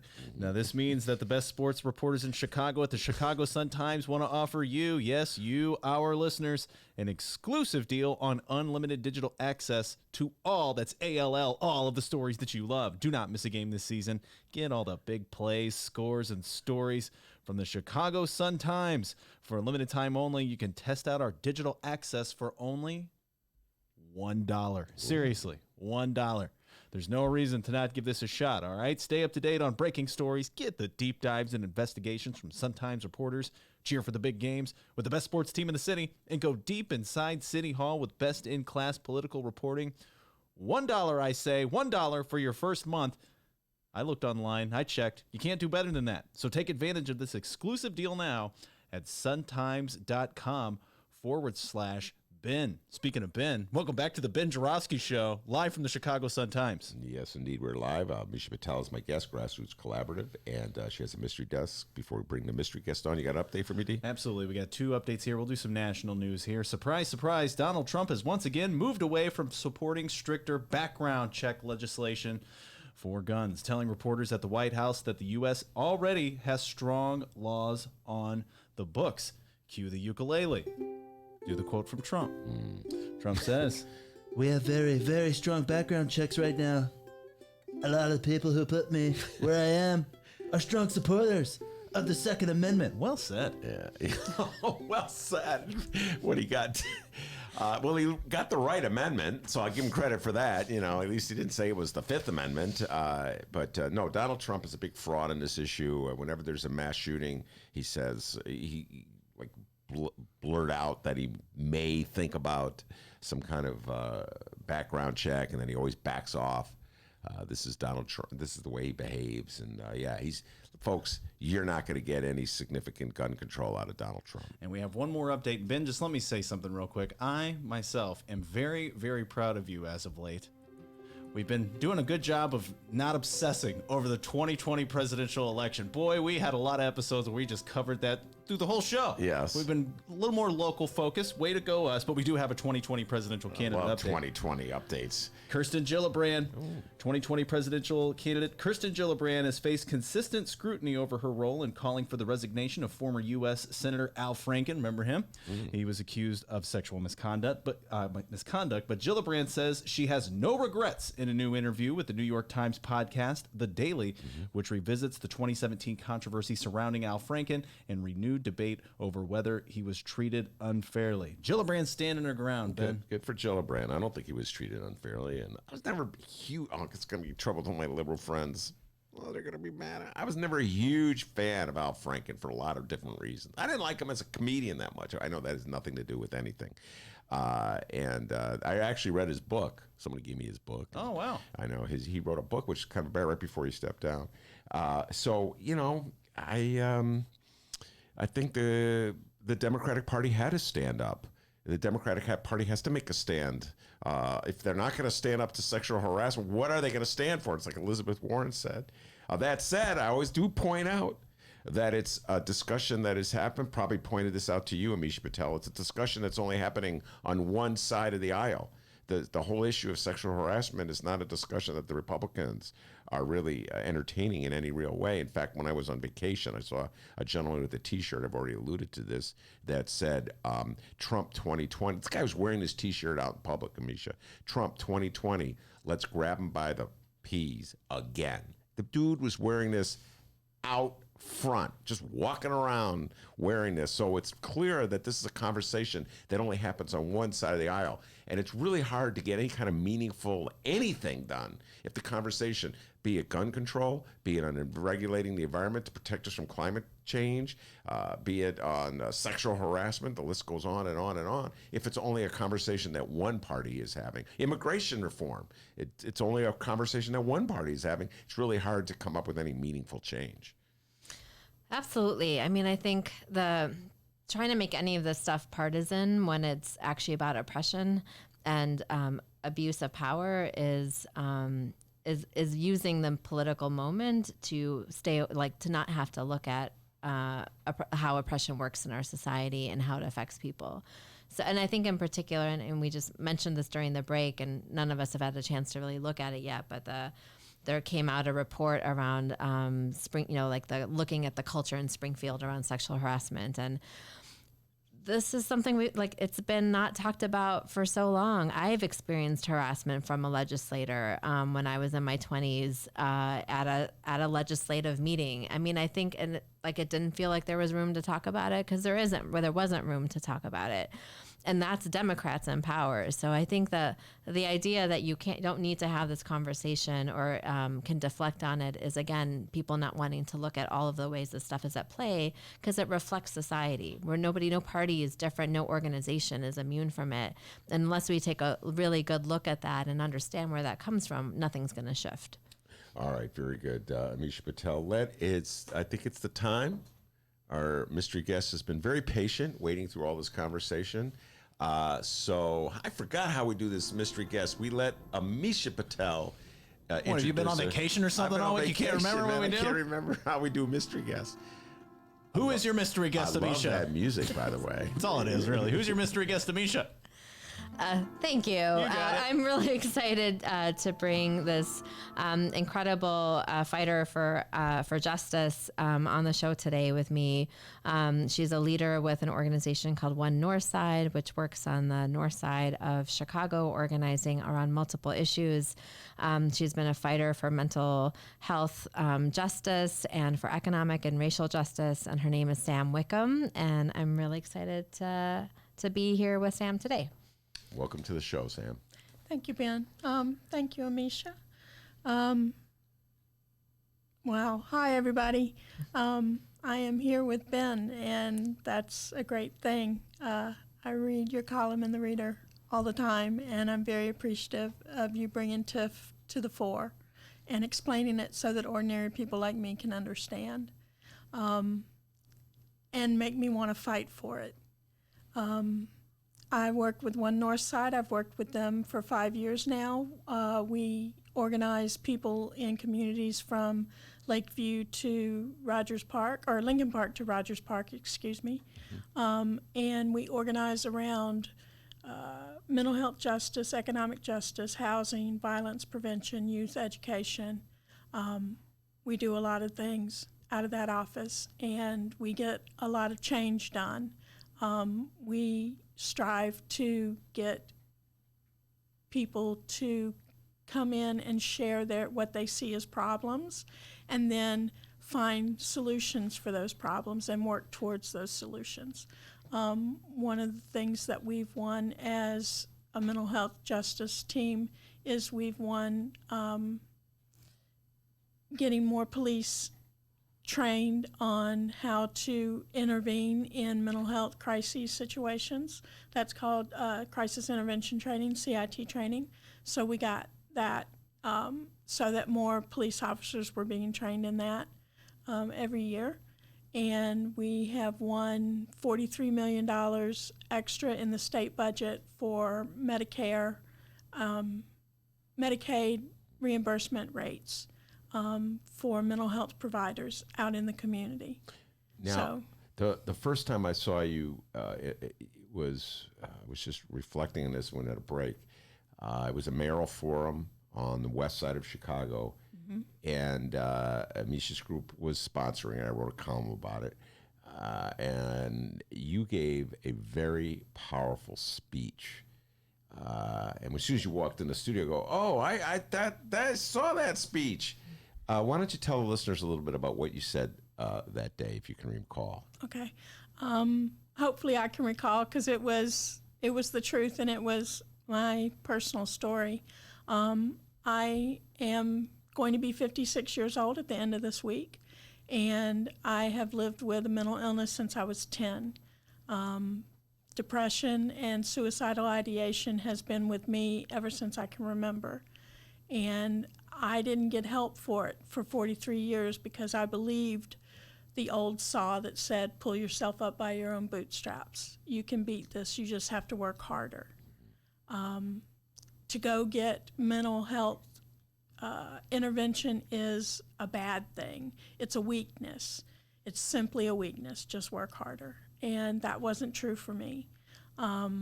In 2007, it came to a head. I ended up homeless because of it. I was living on the streets, and my friends finally found me after a month and took me to the hospital. Here in Chicago? Here in Chicago. That was a really bad month. The only thing I ate was what I stole. I didn't know how to navigate the streets. I slept in coffee shops during the day and wandered around at night. And I was lucky because I'm white and I'm female, and I had a little bit easier than a lot of people who live on the street, because I could go into a coffee shop and they wouldn't automatically assume that I was there just to hang out. They automatically let me have space there. And I'm grateful for that, but I also know how blessed I was to have that space. A lot of people don't have that space, particularly black and brown people in this city. that's not the welcome that they get. And after I was taken to the hospital, I got sent to one of the last remaining state mental health hospitals in the city, John J. Madden, and I was there for a month. And then a community mental health center here on the north side in Edgewater came and got me when I was released and took me to the Lorelei, which is an SRO, and that saved my life. It got me off the street, and I was able to get the mental health help that I needed so desperately. And the sad part is mental health budgets have been slashed since 2009, and that program no longer exists. The community mental health center still exists, C4, if I may name it, Community Mental Health Centers of Chicago. That entity still exists, but the program to come and get people and take them to an SRO no longer exists because the budgets were slashed, and that came from the state. But the city of Chicago has done a disservice by taking that SRO called the Lorelei on Lawrence and Winthrop, and they sold it to a for-profit developer, and it's been flipped now to market rate rents, apartments that nobody in Edgewater or nobody in Uptown can afford. I've gotten this help that has saved my life on a daily basis ever since 2007, and I was looking for a way to give back. And 5 years ago, Ellen Glover, who was an organizer at One Northside, came to C4 and gave a presentation about what One Northside does, and I was honestly attracted by her personality. I didn't really understand all the work that they do, but her personality was just magnetic. So I said, sure, sign me up, I'll go. And I started learning, and I got some civics lessons, and I learned about what community organizing is, and I met people like Amisha, and I was just like, this is where I need to be. I can help the people that are coming up behind me, and I can pay back what was given to me. And I can fight for things I'm passionate about, like TIFs. Fighting against TIFs. Yes, fighting against TIFs, the way they're used here. The way they're used in the city of Chicago, as opposed to, TIFs, as everybody knows, property tax dollars. So instead of spending the property tax dollars, let's say, on more programs for mental health, promoting mental health programs, they spend the money on a developer building an upscale community that will cause property taxes to raise across the city of Chicago, makes Chicago that much less affordable. So the transformation that you just described that's going on in Uptown will continue. Yep. And this is done under the guise of helping poor people through economic development. I do not make this up. This is the way this has been happening in the city of Chicago for a long time. One of the things that strikes me so much, Sam, about the mental health issue is mental health becomes an issue in the newspaper, and I think of Donald Trump, whenever there's a shooting, if there's a mass shooting, and Donald Trump will say that it's a mental health issue. Right. In other words, the person was disturbed. It's always a he, it seems like, was mentally ill. And so that's Donald Trump's sort of explanation to avoid any kind of gun control. And then I always say, okay, let's say you don't want gun control, but you really are concerned about mental health issues. Where's the support for mental health issues? And then the next day, it's over. There's no support. There's no money for programs. They're not fortifying the Lorelei. They're not supporting opening up new mental health clinics in the city of Chicago. They're closing them. Oh my God, please help me understand this. Where Donald Trump and Republicans and politicians, a lot of Democrats as well, they talk about mental health only when they need to excuse the act of a mass shooter so they don't have to do gun control, and then they just drop the issue. And let's name it, it's always a white man who's done it.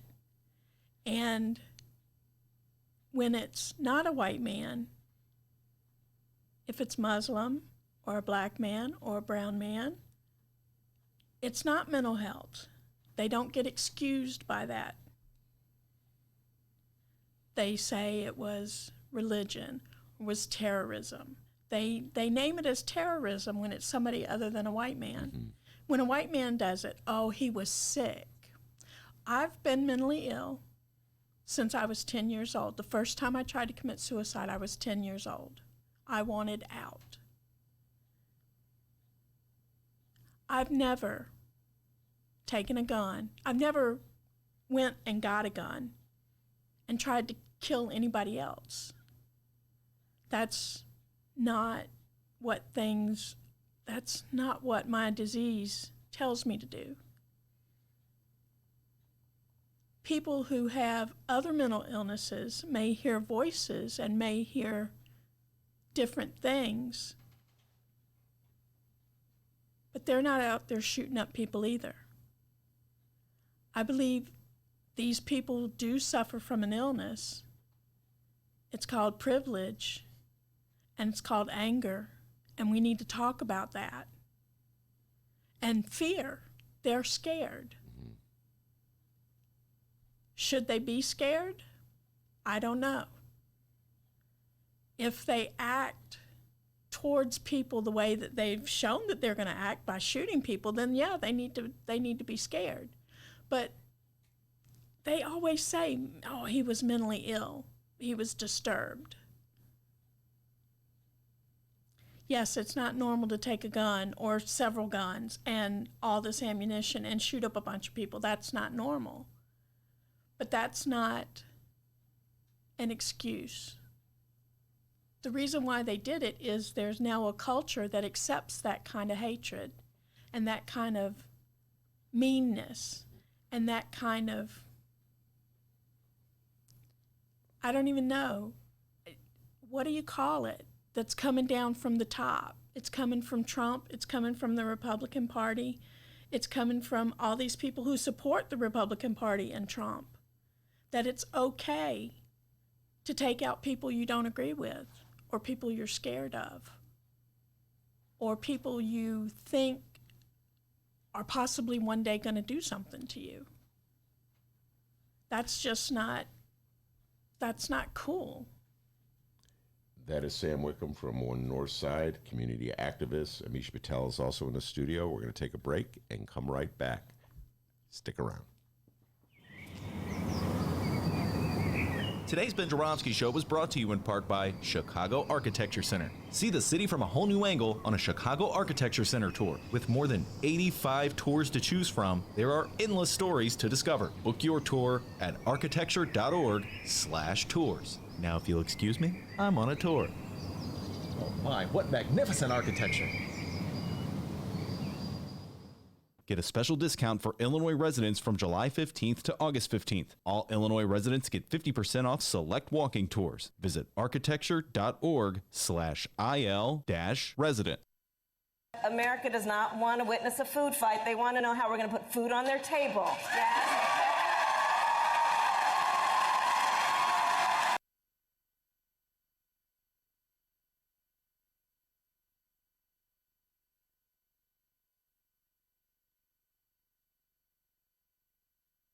Hey, welcome back to the Ben Joravsky Show. Mr. Joravsky, take us home.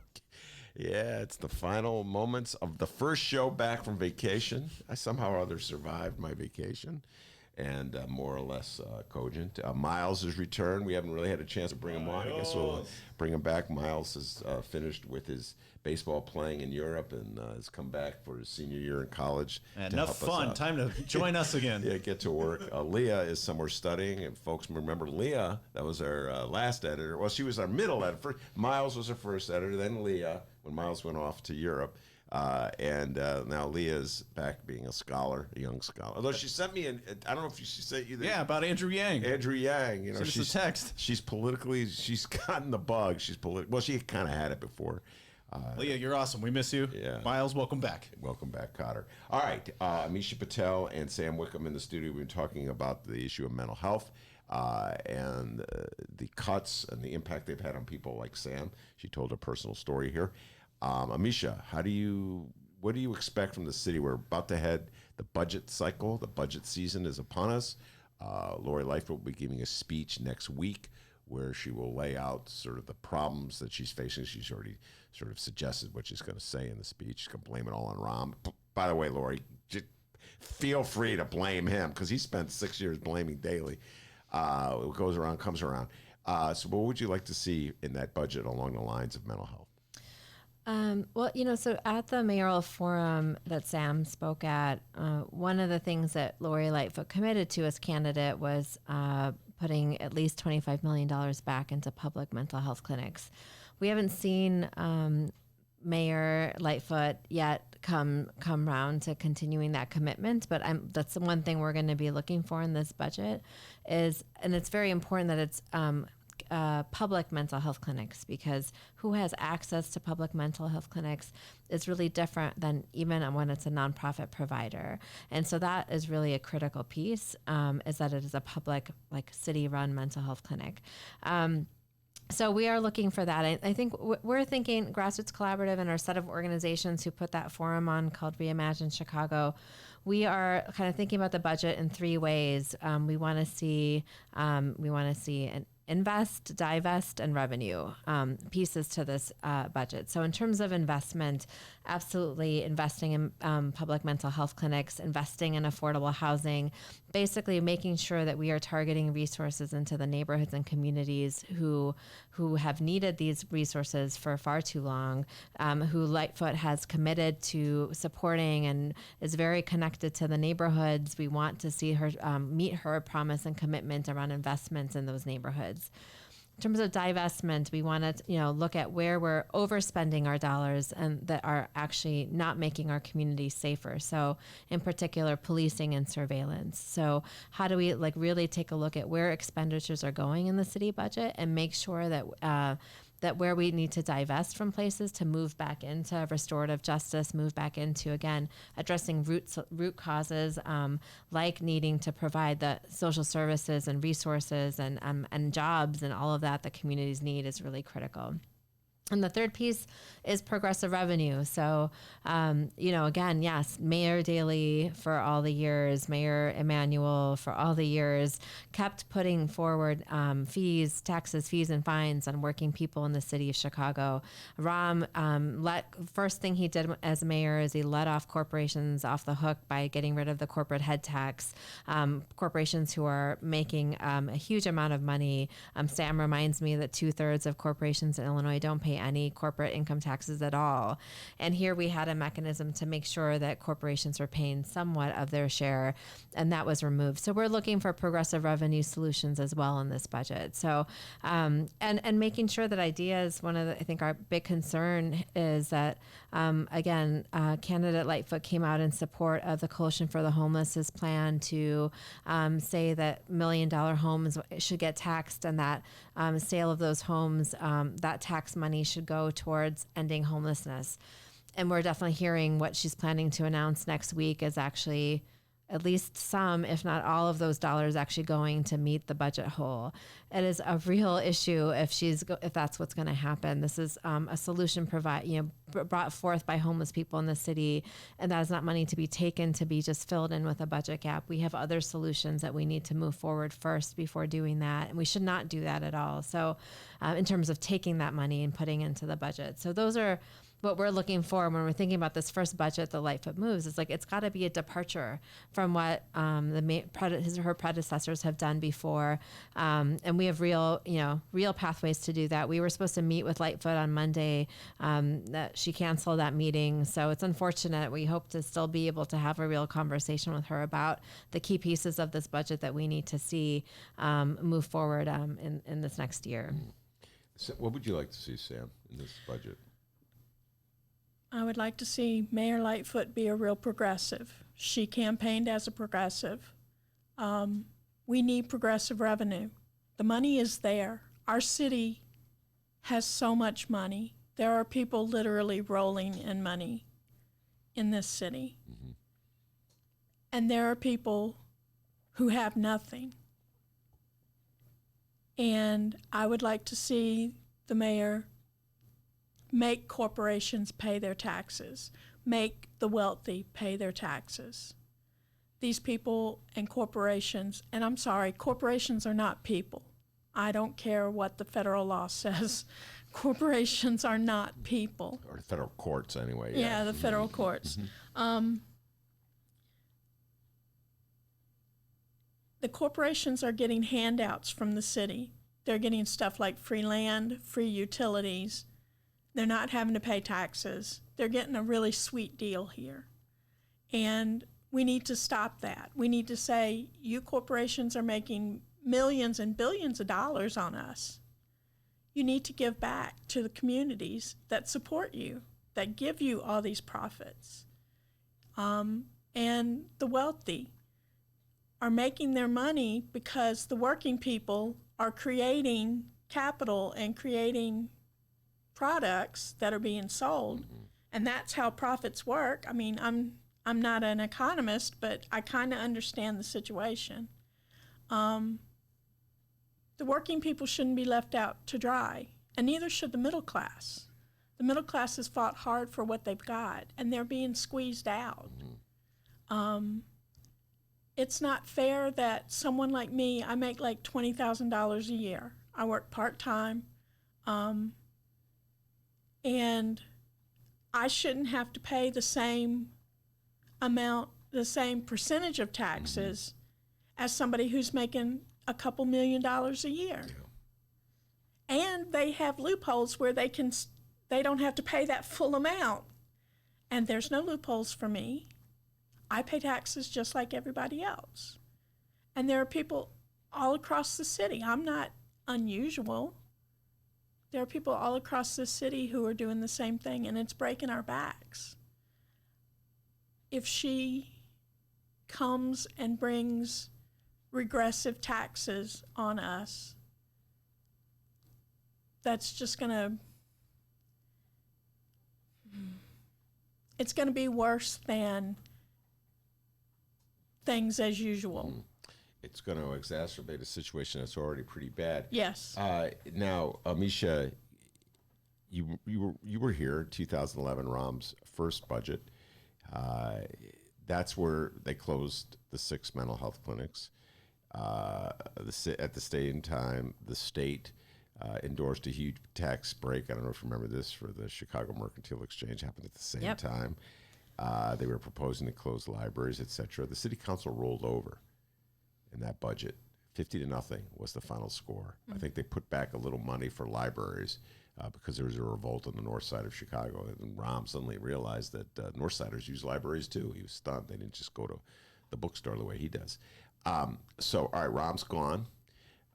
Some of us still haven't forgotten that, but he is gone.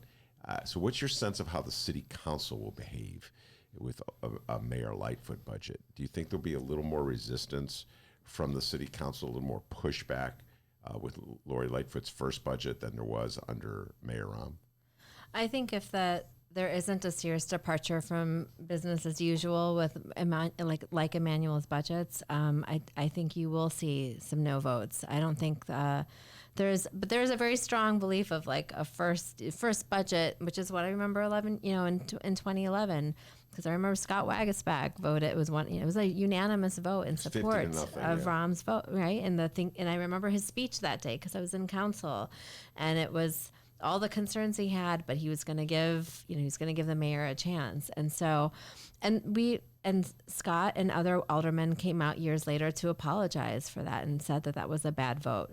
So I do think we are talking with aldermen about this vote, talking about, again, the key, getting to try to get some key agreements on what are the things that need to be in this budget in order to get support. And I also know Lightfoot's going to be working hard to line up as many votes as possible, right? It's important to her to show that she's got this widespread support. But I think the difference in this moment is you do have a new set of aldermen who come from the people who elected them, who've been in the streets around some of the issues that we're fighting for, and now get to be aldermen and are in a different position. And I expect that you're going to see a different vote count than we did in 2011. All right, we'll be following this one from starting with Lori's speech, and then from there. I absolutely agree with you. It won't be 50-0 for whatever reason. There will be more no votes. The 50-0 vote was a disgrace. At least Scott apologized. I don't know many other aldermen who apologized for that. And let's also not forget a different thing that's made 2011 unique. There was a remap that came right after that first budget vote. That's where the mayor of the city of Chicago tag team with Ed Burke to redistrict all the boundaries. And so a lot of aldermen felt particularly vulnerable, and they swapped their vote for a favorable ruling on the ward map. And so many aldermen explained it to me this way. Ben, if the Mayor Rahm had the 26 votes he needed to pass his budget, so even if I voted no, it wouldn't have mattered. The budget would have passed. So I just had to swallow that vote, and that remap was sitting right there. And so, so there is no remap vote. I mean, there is no redistricting right now. So that pressure is gone as well. Sam, reminded me of this before I didn't know this before, but that before Old Man Daley got into office, apparently budgets were created by the legislators by the aldermen. That aldermen created the budget that was passed by the city.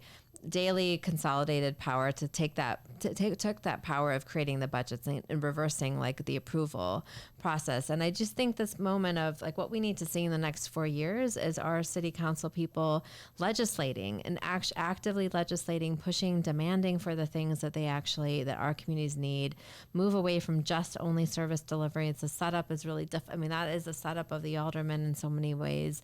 But what we really need is people to put forward the ideas and solutions that are coming from the neighborhoods and not just that, and fighting back against the manipulations and power dynamics that hold people afraid to actually do the right thing. All right, before we go, last minute news updates you want to give? Anything you want to plug? Sam, I'll start with you. I appreciate this opportunity. One Northside has a fall fundraiser every year. We have it at the Second Unitarian Church. I'm not sure of the exact date. I know that we have set it, but I'm a bad board member and don't know the exact date. It's October 30th. Okay, cool. So I had that right. So you could find out more information on One Northside's website. onenorthside.org. And please come out and support us. We do a lot of good work, and it's a great way to get involved and give back. And Grassroots Collaborative also, we have an annual event. It's called the People's Gala. It will be October 11th at the Chicago Teachers Union. More information on our website as well. We're really excited. We're honoring striking workers this year. So there's 6 or 7 unions in the last year whose workers went on strike. We're recognizing all of them. The power of bold collective action of those workers in this moment, along with Erase the Gang Database Coalition and one of our funders. So it's going to be a great event to really celebrate the power of bold action and power of workers. All right, very good. Amisha Patel, thank you so much. Sam Wickham, thank you for stopping by as well. Adolfo Mondragon was here earlier in the day. Miles made his great return, coming back from his baseball career in Europe. And of course, the man, the myth, the legend, the pride and joy of Alton, Illinois. Wow, I haven't heard this song in a while. The man, and what do they call you? I forget what they call you. Oh my God, just end the show. That's what they call you, White Lightning. Yeah, Sam, did you know they call him White Lightning back I in didn't know that. Yeah, well, they Anyway, don't, but good job. As always, give yourself a raise, take it out of petty cash. See you tomorrow, everybody. Hey, and remember, you can download previous Ben Joravsky shows and Benny J bonus interviews at both Chicago Sun-Times and Chicago Reader websites, chicago.suntimes.com/pages/Joravsky, chicagoreader.com, and wherever else you download your favorite podcast. Downloaders, we live stream this program. It's true. Tuesdays through Fridays, 1 until 3 p.m. Central Time. We're back. We're going to give you shows all this week. We were on vacation last week. It was really nice. Well needed. Check it out, chicago.suntimes.com/Joravsky or /pages/Joravsky, chicagoreader.com, and the Chicago Sun-Times YouTube channel.